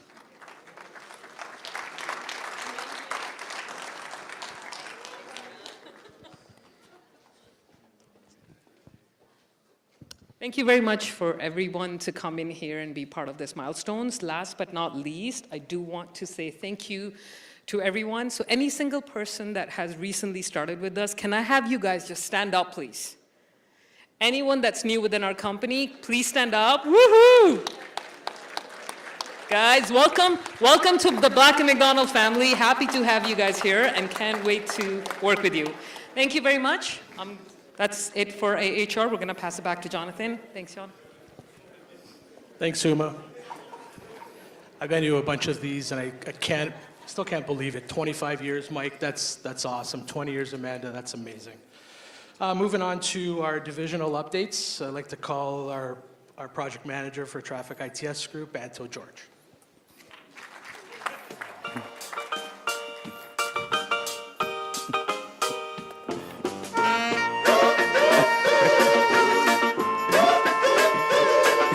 That's your selection? Okay, thank you. Okay. Hi, everyone. Good afternoon. I'm Andrew George, Project Manager, ITS Traffic Division. So I'll be going over a few projects that we completed last year. So the Garden City Skyway Safety System, Herb Gray Parkway, Q Warning System, and the City of Toronto Sign Maintenance Contract. Yeah. So before I go into the project details, I'd like to give you a quick overview about who we are and what we do as a division. We'd like to call ourselves Smart Eyes on the Roads. We install and maintain smart detection devices like radars, cameras, lidars, and so on. And these devices together helps us to make our intersections and highways smarter, and thereby making your daily commute more efficient and safer. Further, we also do some parking solution projects, one of which you can see on the bottom left corner of the screen. This is an occupancy solution that we did for Toronto Parking Authority. Now the client can see how many free stalls are available in their lots. And also they can find how many people are not paid for parking. So further, we also partner with Transforming Solutions for something called Maintenance Awareness Platform, abbreviated as MAP. This is a work order management software. Immensely helps us with a lot of our maintenance contracts, which is other major thing that we do in our division. We maintain traffic lights and street lights of various municipalities in Southern Ontario. Now let me take you through a quick tour of our office at 33 Baywood, located near Highway 27 and Albion Road. So the center tile that you see there is the aerial view of our office. The bottom row is our warehouse and the control shop. A control shop is something where you test your cabinets before you send them to the field for the final install. And the top right corner that you see there is the yard for additional material storage and parking of our equipments. Yeah.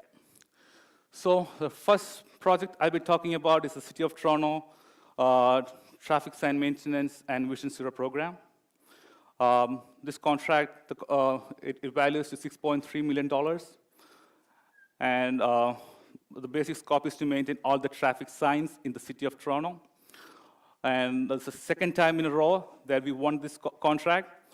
The first award was in 2023. We ran it for 2 years, plus the optional year. And now we just started the recent contract in January 2026. Yeah. Diving a bit deep into the contract, as the name suggests, the contract, Traffic Maintenance and Vision Zero, it has two parts. Part A deals with the static signs. Part B, dynamic signs. So part A is very straightforward. It has planned work, patrol works, and emergency response. Planned work could be anything that's planned in advance. It could be anywhere from install of a guide sign or, on a highway, to fixing a leaning sign, to replacing a fader. A patrol work is something where we go on the streets and inspect the sign for state of good repair and report any deficiencies. And emergency response, it plays a very critical role in this contract. We basically make sure any public hazards are dealt with within the response time limits. So a hanging sign or a sign down or a missing emergency sign, those are considered emergency. Emergency signs are stop signs, do not enter, yield signs, etc. Part B of the contract, installation and maintenance of Vision Zero devices. So about the Vision Zero devices, this could be like a speed sign or a flashing beacon, primarily installed around school zones, aiming at zero accidents on our streets. We do it two ways, temporary installs and permanent installs. A temporary install, you see on the right hand there, is the one where we do these installs on hydro poles and relocate them every 3 weeks. We have roughly around 200 speed signs in the city of Toronto, which we relocate in every 3 weeks. Then the permanent installs, same thing, the sign, it goes on a permanent wood pole, and also flashing beacon goes with it. Yeah, the challenges. The main challenges that we faced in this contract was, number one, the response time. We have a strict response time of 90 minutes to any emergency calls. And how did we mitigate that? So we already had a system in place for our City of Toronto traffic signal maintenance contract, also known as EMC. And we pretty much adopted the same system for the sign contract. So we have a direct dispatch line where the city calls, and we also have an on-call schedule in place where the technician is dispatched to the site. So this 90-minute response means we have to be on site in less than 90 minutes. And then the biggest challenge in this contract was the fact that this is a frequently audited contract. For the last several years, this contract, this particular group at the city, Signs and Markings, has been audited several times by their auditors due to several reasons. So we had to make sure our paperwork was top-notch. So we provided them with all details possible. Transparency was the key. Before pictures, after pictures, time-stamped, geo-tagged, and above all, with live locations of our truck. So this basically enabled our client, with an ammunition in case they were hit with an audit. Yeah. So a few more details about the project. Both parts required 2 dedicated crews. Just last year, 2025, we had 17,000 man-hours on the crew, which also comes from the additional crew requirements from the contract. And we have an annual average work order of 10,000. I want to talk a bit more about some claims and change orders of this contract. The first one was a delay claim that we put in place due to a delay in starting this contract back in 2023. and we were successful in securing an extension for the delay occurred. Another claim that we were successful was due to there was an ambiguity in the contract language about including a material pricing in one of the unit items. So we secured a change order for $200,000 to the contract value. Now, moving on to the next contract, Garden City Skyway System, Safety System. This is a $3.5 million contract with the Ministry of Transportation, Ontario. And the location, it's on QEW in St. Catharines. Before I go into details, I would like to walk you through why this project is required. As you can see here, the picture is blurred. Okay. So you can see the 3 lanes, the traffic lanes highlighted in green, and the shoulder highlighted in red. You might have noticed the significant difference in the width of the shoulder compared to the traffic lanes. This means anytime you have a stop vehicle on the skyway, you don't have enough space on the shoulders to safely park. So imagine a stop vehicle could be like an accident or vehicle broken down or anything. So imagine you driving on the skyway, approaching this stop vehicle at 100 kilometers per hour, you wouldn't have time to safely change the lane and proceed. And back in 2017, a police officer was killed on the skyway. And there were many unfortunate events even before and after that led to the requirement of this project. And how did we solve this? By having a system in place with non-intrusive radars. We use smart micro sensors and VMS, variable message signs, on either side of the skyway, warning the approaching traffic about any incidents on the skyway. I'll talk about it more details in the coming slides. Key players of this contract, installation and maintenance by Black&McDonald. This was a collaborative effort between 4202 and 4214. A lot of thanks to 4202 for all your support. And the software partner is Transnomis. They provided the safety system software, which is used to process the data collected from the sensors. And the traffic sensors and the scoping of the project was done by Velocity Innovations using smart micro traffic sensors. Other major subcontractors were Globe, Leadstar, Brennan Paving, Campbell Scientific, etc. Now let me walk you through a real-life scenario or how the system works. Imagine you have a stop vehicle on the, doesn't work. On the skyway, and now the system of these sensors here, these sensors capture the stop vehicle and then pushes this information to the servers on the field, which in turn process the information and pass the message along to the variable message signs installed, and it displays the message. So this, we have the VMS sign on both ends of the skyway. You can see why this is a safety risk due to the curvature of the skyway. It turns into a straight alignment on both sides. So this actually adds to the low shoulder width issue.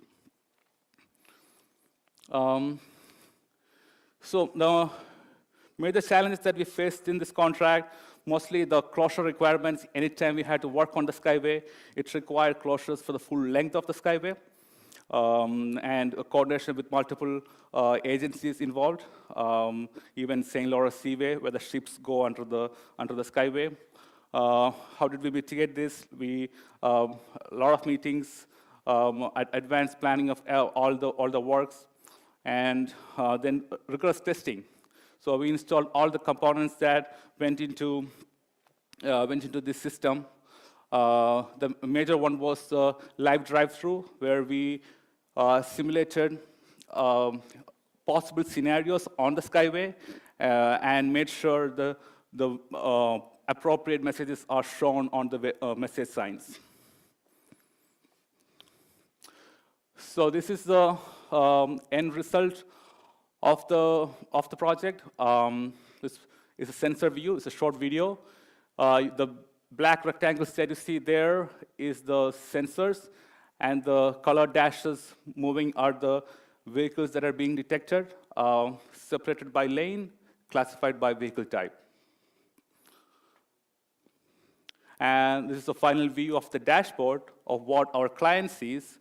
So now they can see if there is any event on the skyway. Now they are being alerted. It shows up on their video wall in their traffic operations center.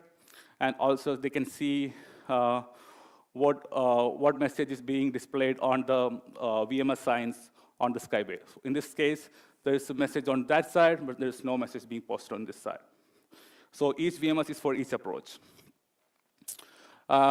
We received a substantial completion for this project for the first phase, which is construction phase, in December 2025. And right now we are in the maintenance phase, which will run till 2030. Moving on to the next project, Herb Gray Parkway queue warning system. This is located in Windsor, the west end of 401. The client is still MTO, West Region. This is basically Garden City Skyway's big brother, like roughly 4 times sensor, 4 times the number of sensors on this one, 29 sensors all along 11 to 12 kilometers of parkway. Major partners, Still Velocity did the scoping of the parkway, sensor placements using the smart micro sensors, and Globe and Emico were our other subcontractors. I'll just talk about the challenges that was specific to this contract. I mean, there's like the traffic control and everything was still a concern, but in this, the ministry decided to contract out the software components separately. You might remember I mentioned that in the previous contract, Transnormis was on our side working with us to achieve the safety system. But here, they had a separate contract with the ministry. What this resulted in was 2 contracts going in 2 separate paths with 2 different goals. So we realized this a bit into the project. As soon as we saw this happening, we notified all the stakeholders, started multiple meetings, frequent follow-ups, and with the ministry, and even like we had separate meetings outside just with Transnorms because of our standing relation with them, and all of those right steps resulted in a much better outcome, mitigating all the anticipated challenges of this contract. Another concern was working with the maintenance contractor for the parkway. Unlike other contracts that we usually work with, this stretch of the parkway was not handed over to us. We were asked to work with the maintenance contractor, which always required like more notifications, advance notice. So, but eventually we built a good relation with the maintenance contractor, and we were able to work it out. And as you can see in all these contracts, relationship was a key. This is a typical sensor view of one of the sensors installed on the parkway. The sensor, it ranges up to 400 meters. You just imagine this being done 29 times at different locations on the parkway to capture the entire length of the parkway. We didn't have the software side with us. That's why I cannot show you a software view of the project. But yeah, this is the sensor view for one typical sensor. We received the substantial completion for this project as well in December 2025. And what other contracts do we maintain with the ministry? One is a Bluetooth travel time sensor for which the construction was completed back in 2023, and we are maintaining this till 2028. As you can see, you have roughly 250 sensors spread across Southern Ontario region. These are installed in several locations on the highways, capturing the MAC addresses, the MAC IDs of Bluetooth devices, mostly your cars. MAC ID is like a DNA. It's unique to your Bluetooth device, and it finds how much time it took to travel from one point to another point. And it pushes this message to the VMS signs on the highway. So if you travel on the highway and see 10 minutes to the next exit, next highway, that's because the system is working. This is another project, very similar to the Garden City and Herb Gray project, queue and stop vehicle advisory system for Highway 405. This is obviously on Highway 405, leading to the border in Niagara region. Roughly around 40 sensors, a much larger project. It was completed back in 2021. We're expected to maintain this for another 2 years. Yeah. So thanks, everyone. Have a good rest of your day. And John.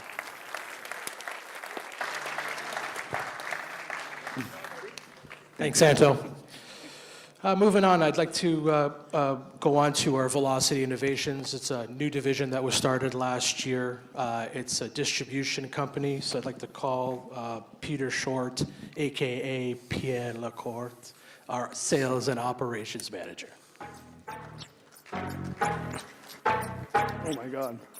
Wow, you nailed it. This is my song. This was my wedding song, believe it or not. Yeah. My wife and I, we danced to this. So come give me a hug, get in the getting rough. You can find me in the club, bottle full of bug. Mama, I got what you need if you need to feel the buzz. I'm in the having sex, I ain't in the making love. So come give me a hug, get in the getting rough.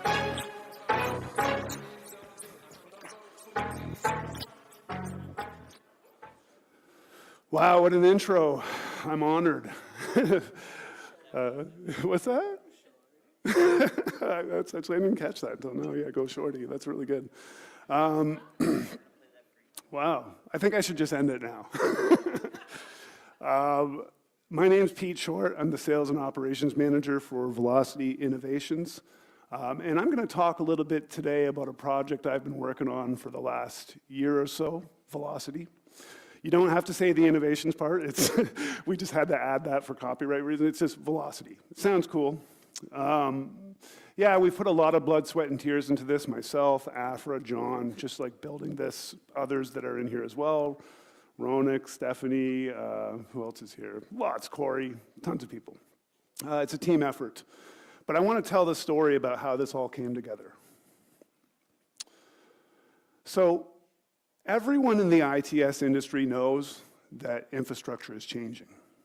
Traffic signals are becoming data systems, highways are becoming managed environments. Software is becoming part of literally everything. At the same time, B&M continues doing what we've always done well, delivering complex infrastructure, managing risk, and executing nationally. Velocity bridges B&M's execution strength with the technology partners that are shaping how infrastructure is operating today in the field. But this didn't start in the boardroom. It actually started in the field. About 10 years ago, a project coordinator and an electrical foreman that may or may not be standing in front of the audience right now or within my vicinity, they started noticing something in the field and in their bids, a pattern. They weren't trying to build a whole new division at the time. They were trying to win jobs and win projects. But they noticed that when B&M was strongly aligned with the right technology partners, our competitiveness improved, our bids got a little better, our integrations were smoother. Over time, that field-level insight became hard to ignore. And that pattern right there is what became the foundation of Velocity today.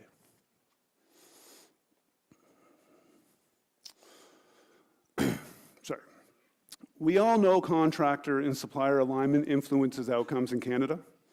Technology positioning matters on major infrastructure projects.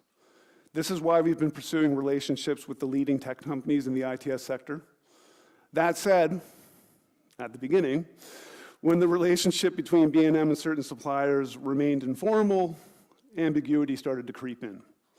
As our partnerships with these suppliers deepened, we started to see friction from our competitors. They had some questions. Mind you, if there's no friction, you're probably not doing it right. But in this case, there was too much friction. Not because anything was inherently wrong, but because structure was missing.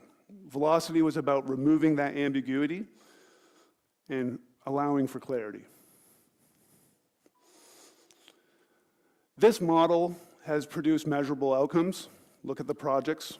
Toronto Electrical Maintenance Contract, the 405, as Anto pointed out, the QSVAS, Garden City, Herb Gray, all strategic for B&M's transportation groups. On each of these projects, technology was not peripheral, it was central to how we landed the project and how we implemented it. These were integrated systems, and B&M was already operating at this level when Velocity started to take shape.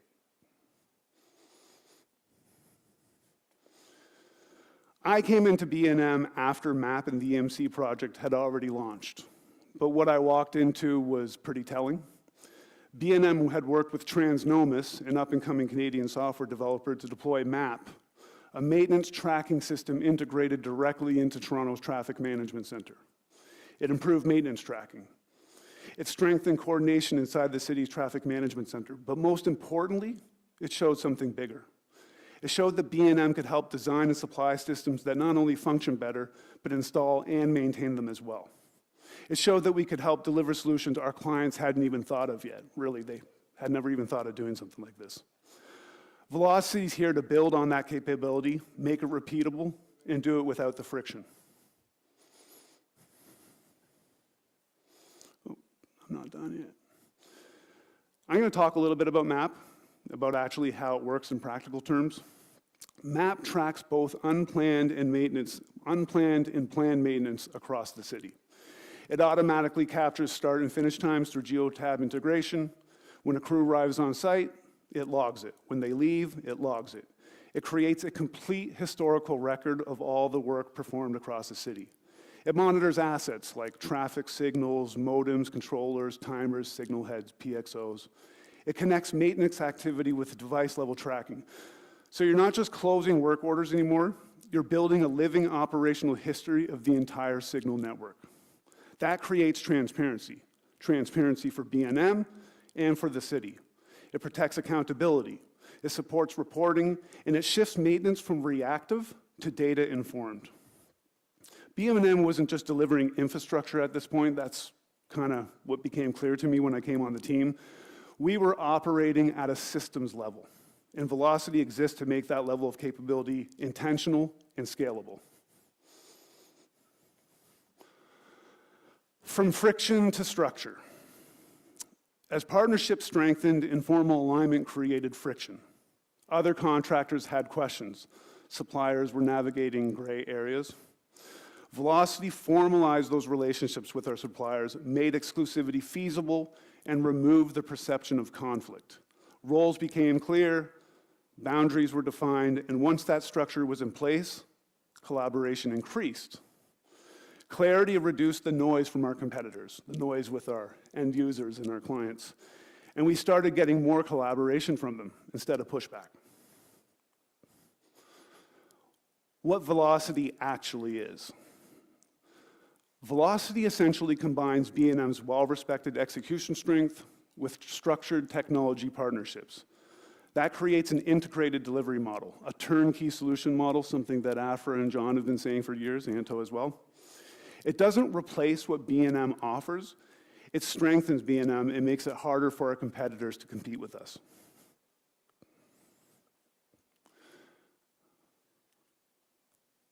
But since we're talking about technology, I thought, hey, let's actually talk a little bit about the technology, some of our partners. I already mentioned Transnomus. Another big partner of ours is Myovision.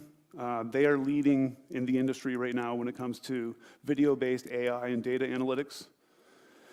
At intersections, AI-based detection is improving accuracy for data collection, traffic control systems, ATSPMs. Adaptive capabilities from these systems are improving traffic flow. Pedestrian and cyclist detection improves safety. Cities gain real data visibility, which helps them shape future decisions instead of basing their decisions on assumptions. Through these partnerships with Myovision and other industry leaders in the space, B&M is aligning with where intersection technology is headed. We're not chasing it, we're directly aligned with it. Now, what does that really mean in plain terms? Comparing it to like older technology like loops and pucks, older systems mostly rely on sensors embedded in the road.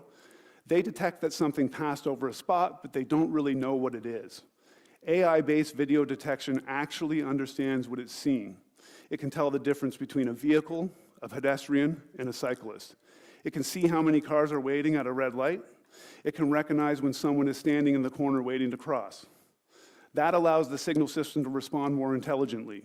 If there's no traffic, it doesn't waste screen time. If traffic builds up, it can adjust.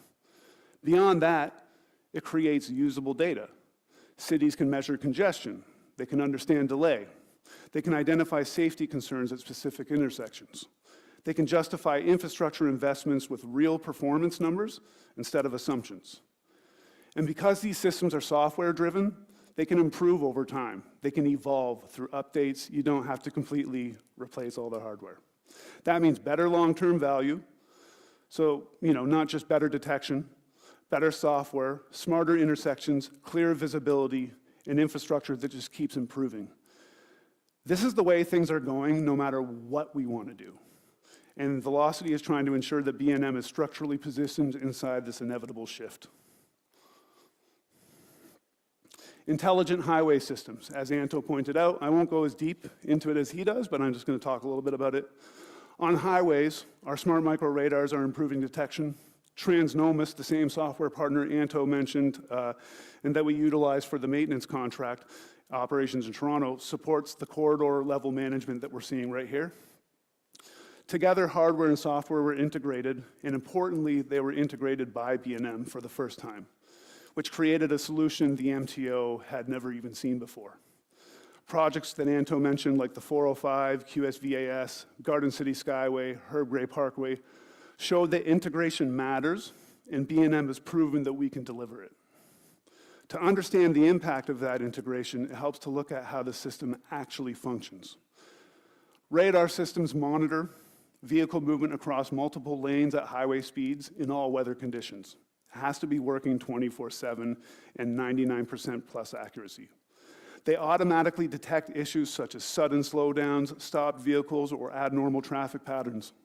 That information is transmitted directly to the traffic management center, and if it builds up enough, it transmits to the variable message signs to warn the drivers. The system operates autonomously. It detects the issue, and it determines the appropriate response. There are only 2 highways in Canada that operate at this level of automation. B&M designed and implemented both of them. This reduces secondary collisions, it improves driver awareness, it shortens response times, and it demonstrates that B&M doesn't just install equipment, we design, integrate complete operational systems. Public safety technologies. Some of you have probably heard of Opticom or EVP. We are the exclusive distributor of those products across Canada now. Opticom vehicle preemption reduces emergency response times by giving emergency vehicles the green light when they need it. So how does it work? An emergency vehicle is equipped with a transmitter. As they approach an intersection, that transmitter communicates with the receiver at the signal. The system identifies the vehicle, confirms direction of travel, and temporarily adjusts the signal to provide a safe green phase. Once the vehicle clears the intersection, the signal returns to normal. It's controlled, it's prioritized, and it's designed to minimize disruption to general traffic. Seconds save lives, and this system does it better than any. Also saves property, and also protects the drivers that are moving through the intersection from getting sideswiped by other traffic. Transit signal priority. If you ever listen to CBC in the morning, TSP, the Finch LRT, all that stuff, it's all over the news. It works in a similar way. It just dials it back a little bit. Transit vehicles communicate with the signal system as they approach. Instead of forcing a full preemption, the system makes smaller adjustments, extending a green phase slightly or shortening a red. This helps keep buses on track without completely disrupting the traffic flow in the traffic system. Reliable transit reduces congestion, improves economic efficiency, supports the workforce, mobility, and safety. This is one of the most important products that you can be working in the ITS field right now. We're also teaming up with LED manufacturers. We're getting there. LED, it's a little more simple, but LED modernization may sound simple, but it's operationally significant. Older incandescent signal heads consume significantly more power, require frequent replacement, while LED signal heads use a fraction of the energy, last far longer, and provide clear visibility in all weather conditions. That reduces maintenance dispatches, it lowers energy costs, and improves safety through better visibility. So, across these different systems I've been discussing, EVP improves emergency response and safety. TSP improves mobility and economic efficacy. LED modernization improves sustainability and life cycle performance. These are measurable operational improvements. They're not just cosmetic upgrades, they're financial assets that the cities use. And through Velocity's partnerships with industry leaders across Canada, B&M is positioned to deliver these systems with consistency, scale, integration, and at a cost that is beneficial to us and our clients. We're building momentum across Canada. Right now in the Maritimes, we're primarily working with Halifax and the Halifax Harbour Bridge Commission. How am I doing on time? You're standing up. Am I okay? Okay. You can play the song again if you want. We just secured a 5-year contract with the City of Halifax to supply these systems across the city. It's been named the 3rd most congested city in all of Canada, so we're going to try to solve that problem. Fingers crossed. I think we can do it. We're also working with the bridges, the McKay and the McDonald Bridge, different McDonald, spelled M-A-C, so no connection, to give them a system that allows them to do the lane control and to collect data and to show them how the congestion is affecting those bridges. So a lot of work going on in the Maritimes. You know, we've had a little help from the Maritime group, the Atlantic group as well, but yeah, team effort. Check out CBC because they might be announcing this partnership with the city, with Velocity and MileVision on CBC. Ontario is where our bread and butter is. Lots of deployments all the way up to Sault Ste. Marie, east to Kingston, down to Toronto, Hamilton, Burlington, everywhere, MTO. This is where, you know, everybody knows most of the businesses in Ontario when it comes to ITS, but as you can see, it is expanding. Alberta, is my mic still working? Yeah. Alberta, we've got some pretty good projects. City of Red Deer, multi-year project. We're working with the City of Calgary. We're talking to Edmonton. We're working with most of the municipalities. We're growing slowly, getting there. British Columbia, BC, we've got work all across the, you know, out in Kelowna, up to Prince George, all the way down to the lower mainland, Surrey, North Vancouver, Vancouver, Coquitlam, Burnaby, you name it, we're working there already. So what's next? We're going to continue integrating AI at intersections. We'll keep expanding our integrated corridor systems. We'll explore new products like LiDAR and whatever comes our way. We'll do it thoughtfully, make sure we don't offer our clients something that's not going to benefit them. And we'll maintain structured alignment with the right partners. Right now, we're working with the best and the brightest, and we continue to do that, and we hope we will continue to do that. But at the same time, the goal here is disciplined growth, not just chasing the trends and trying to grab any project we can get. We need to stay ahead of the pack, and we need to become trusted consultants to the end users. Closing remarks. As I explained earlier, Velocity originated in the field. It was validated on major projects, that idea of partnering with tech companies in order to win projects. It was formalized as a trade with a separate website to create that new identity, to create ambiguity, to erase the ambiguity and remove some of that friction, and guess what? It's worked. I'm not getting pulled into any more meetings or anything. Everyone's accepting Velocity for what it is. And for me, it strengthens B&M for the long term. I didn't invent MAP for the City of Toronto. I have to give that credit to others. I didn't invent this approach to working with cities, you know, using tech to win projects. It's been going on for a long time. But with B&M, I recognized what it represented, alignment between our execution, expertise, and reputation, and technology. We're just here to try to make that alignment intentional, and hopefully it keeps on working. Thanks.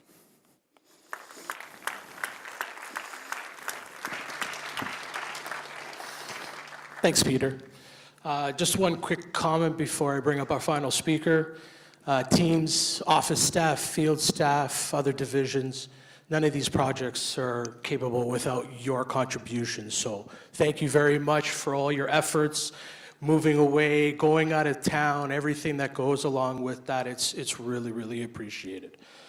Lastly, but not least, moving on to our Transportation General Manager, Afra Shokrai, with regional updates and closing remarks. Thanks.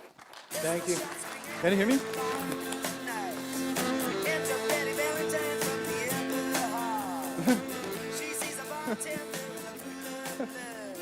That's a good one. Oh, great presentation, Andrew, Peter, and the rest of the team. How's everyone doing? Awesome. Oh, that's good. Okay. Good afternoon, everyone. It's truly great to see all of you here today. When you look around this room and seeing nearly 300 people gathered together is a powerful reminder of the strengths of this organization. The people, the experience, and dedication that drives whatever we do every day. But before we talk about projects and opportunities ahead, I want to begin with something that will always remain our number one priority: your safety. Because at the end of the day, no project, no deadline, no milestone is more important than making sure every single one of us go home safely to our families. Safety is not something that we talk about it once in a year. Safety is something we are committed to it every single day. Every incident reminds us of something very important.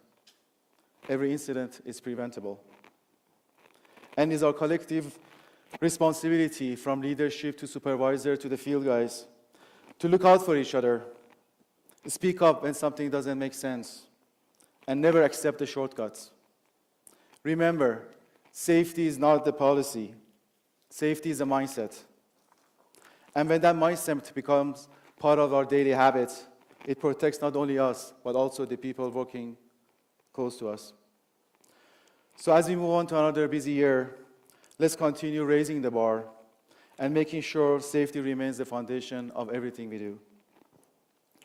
Let me now shift to another area that will play a critical role in the growth of this organization: quality. Over the past months, we have working on implementing new quality management system across the region. But why is that important? Because quality is not just about documentation, inspection, or the checklist. Quality is about how we think about the work. It means planning properly. It means building things right in the first place. It means taking pride in the work that carries our company's name. Every intersection we build, every system we installed, and every project we deliver represent our reputation across the industry. Clients may not always see the hard work we are putting behind the scene, but they always see the result.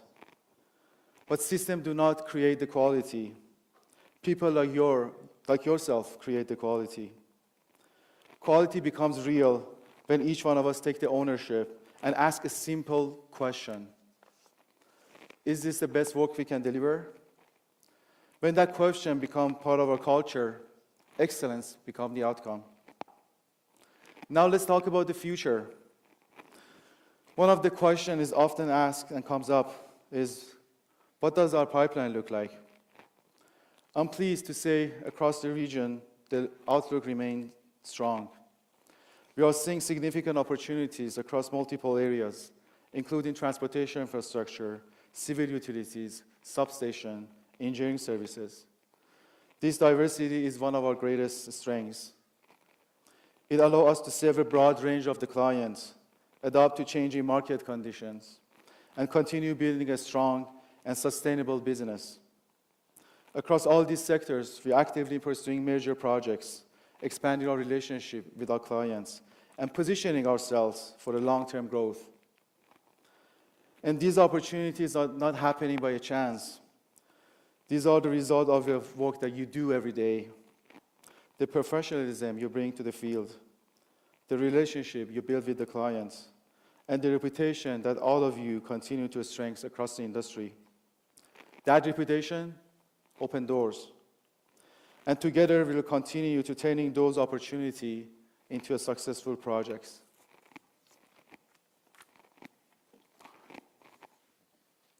Now, here's the list of the recent projects that we have secured since we got together. Starting from the top, substation groups have done the amazing job last year. Lots of good news about securing major projects. Longwood TS substations, $22 million. Lakeshore TS substation, $100 million. Hamner substation, $36 million. Altogether, around $180 million. Our line group, BBFA, with Hydro One, pole replacement and make ready, $35 million, multi-year contracts. Niagara Peninsula Energy Substation, $14 million. Woodbine GO Station, recently closed and secured, $4 million. City of Toronto parking lights, $8 million. Park lights, sorry, $8 million. MTO, QEW, ATMS, and lighting packages, $3.9 million. Multiple projects under maintenance, close to $4.7 million. Town of Richwood, Stouffville, the recent project as Streetlight Group closed. Highway projects for York area, Town of Georgina and Simcoe County, traffic signal and street lighting. And also City of Toronto capital roster, which is ongoing projects. Adding to the list, Electra, voltage upgrade, Gore and Cottrell, $1.6 million. MSA for Electra, 2027 to 2031, closing July 26, anticipating of $370 million annually. MSA for Lexicon, Hydro Ottawa, Envin Utilities, expected to be released in late 2026. We also, in a conversation, we packed the successful consortiums for GTAA projects, $1 billion project coming from that group. And also exclusive distribution with MyoVision, GTAA, Atlantic region, Canada. And some recent updates for our region, movers and shakers. My good friend Jason Tangway took over the substation in addition to his previous responsibility as a division manager for special projects. And my good friend Matt Wilson has moved to the position of project director, the role for the region. Trevor Elias has moved into the role of department manager for special projects in high voltage team. Now move on to one of the very important milestones in the month of March. We also celebrate an important milestone in the month of March, International Women's Day. Imagine a gender equal world, a world free of bias, stereotypes, and discrimination. A world that's diverse, equitable, and inclusive. A world where differences is valued and celebrated. Together, we can forge a gender equality. The International Women's Day we celebrated under the theme, Go to Gain. A reminder to when we support, uplift, and create opportunities for one another, we strengthen inclusion and open doors for all of us. And today, we would like to recognize the women in our trades and support teams for the invaluable work they perform. As a token of appreciation, we have handed out our hard hat stickers to all the women in our audience today. Please join me in a round of applause for all the women here today in this room.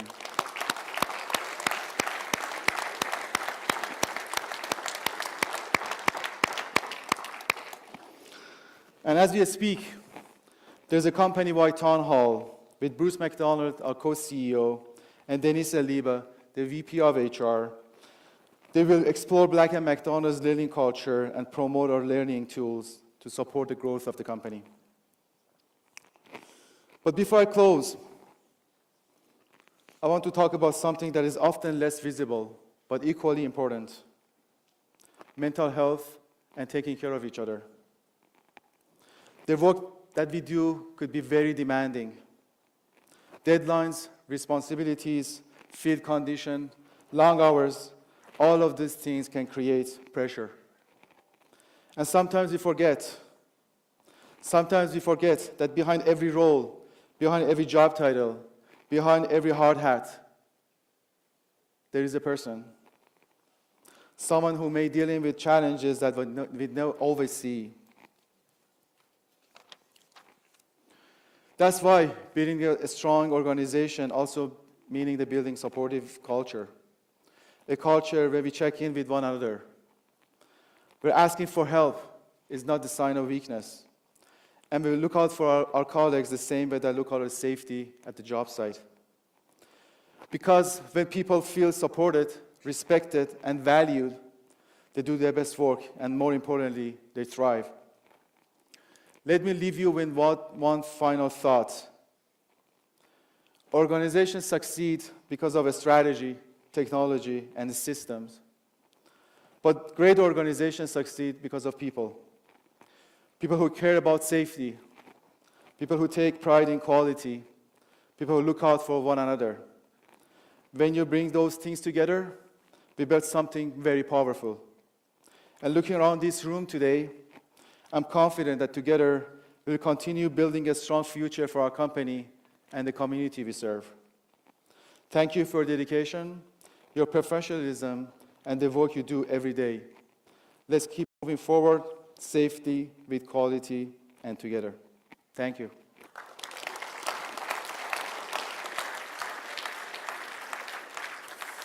And I guess we're going to do the draws, right?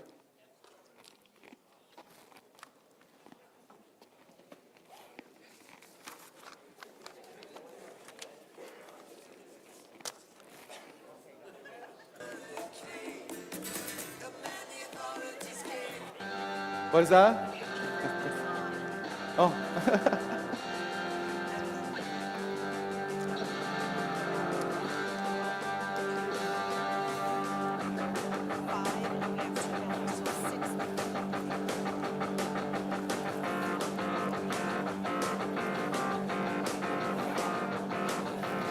So the ticket number 451796. 451796. Do you have a winner? Woo! Oh, let her pick. Congratulations, Luis. Luis.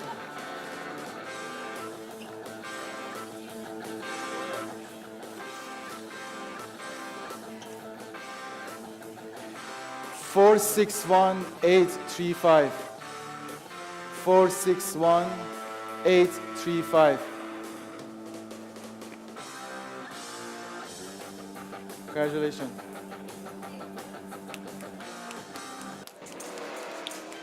Can you pick up one?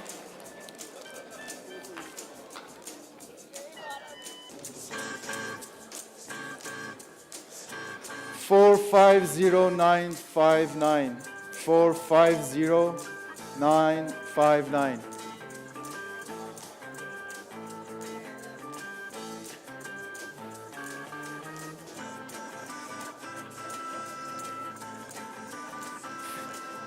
Nine 450-959. Can you come over?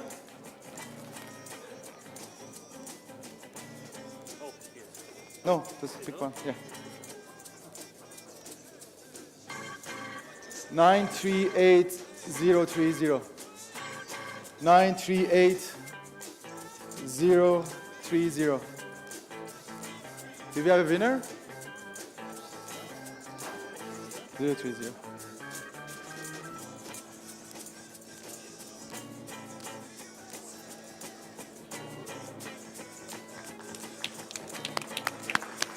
Can you come in?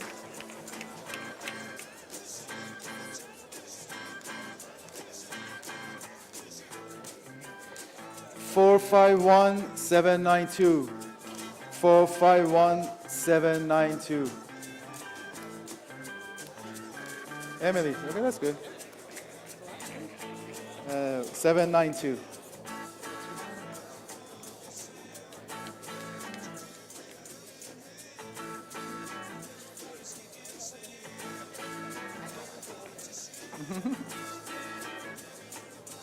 Is this last one?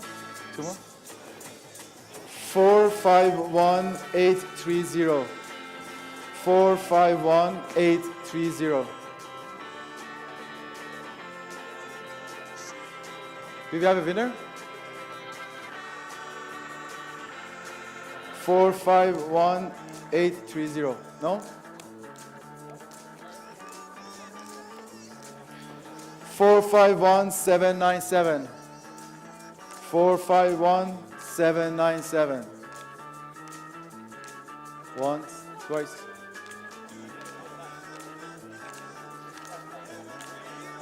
Oh, we have a winner? 451797. Yeah.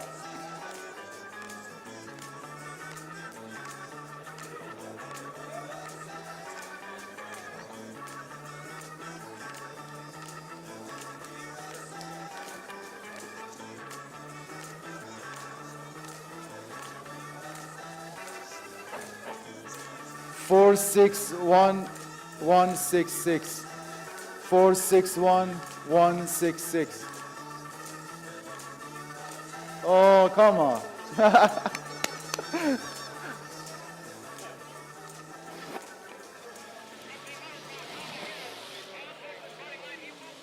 That was the last one. At the end, I want to say thank you to all the staff supporting us today, HR team, safety, especially Deb. Where is Deb? Deb, thanks a lot for all the support, all the hard work, please. It took almost 2 months to put this together. And also for our presenters, as usual, they have done a great job. And the last but not least, the hosting divisions, 4214, our good friends at Velocity. Thanks everyone, and be safe. Thank you.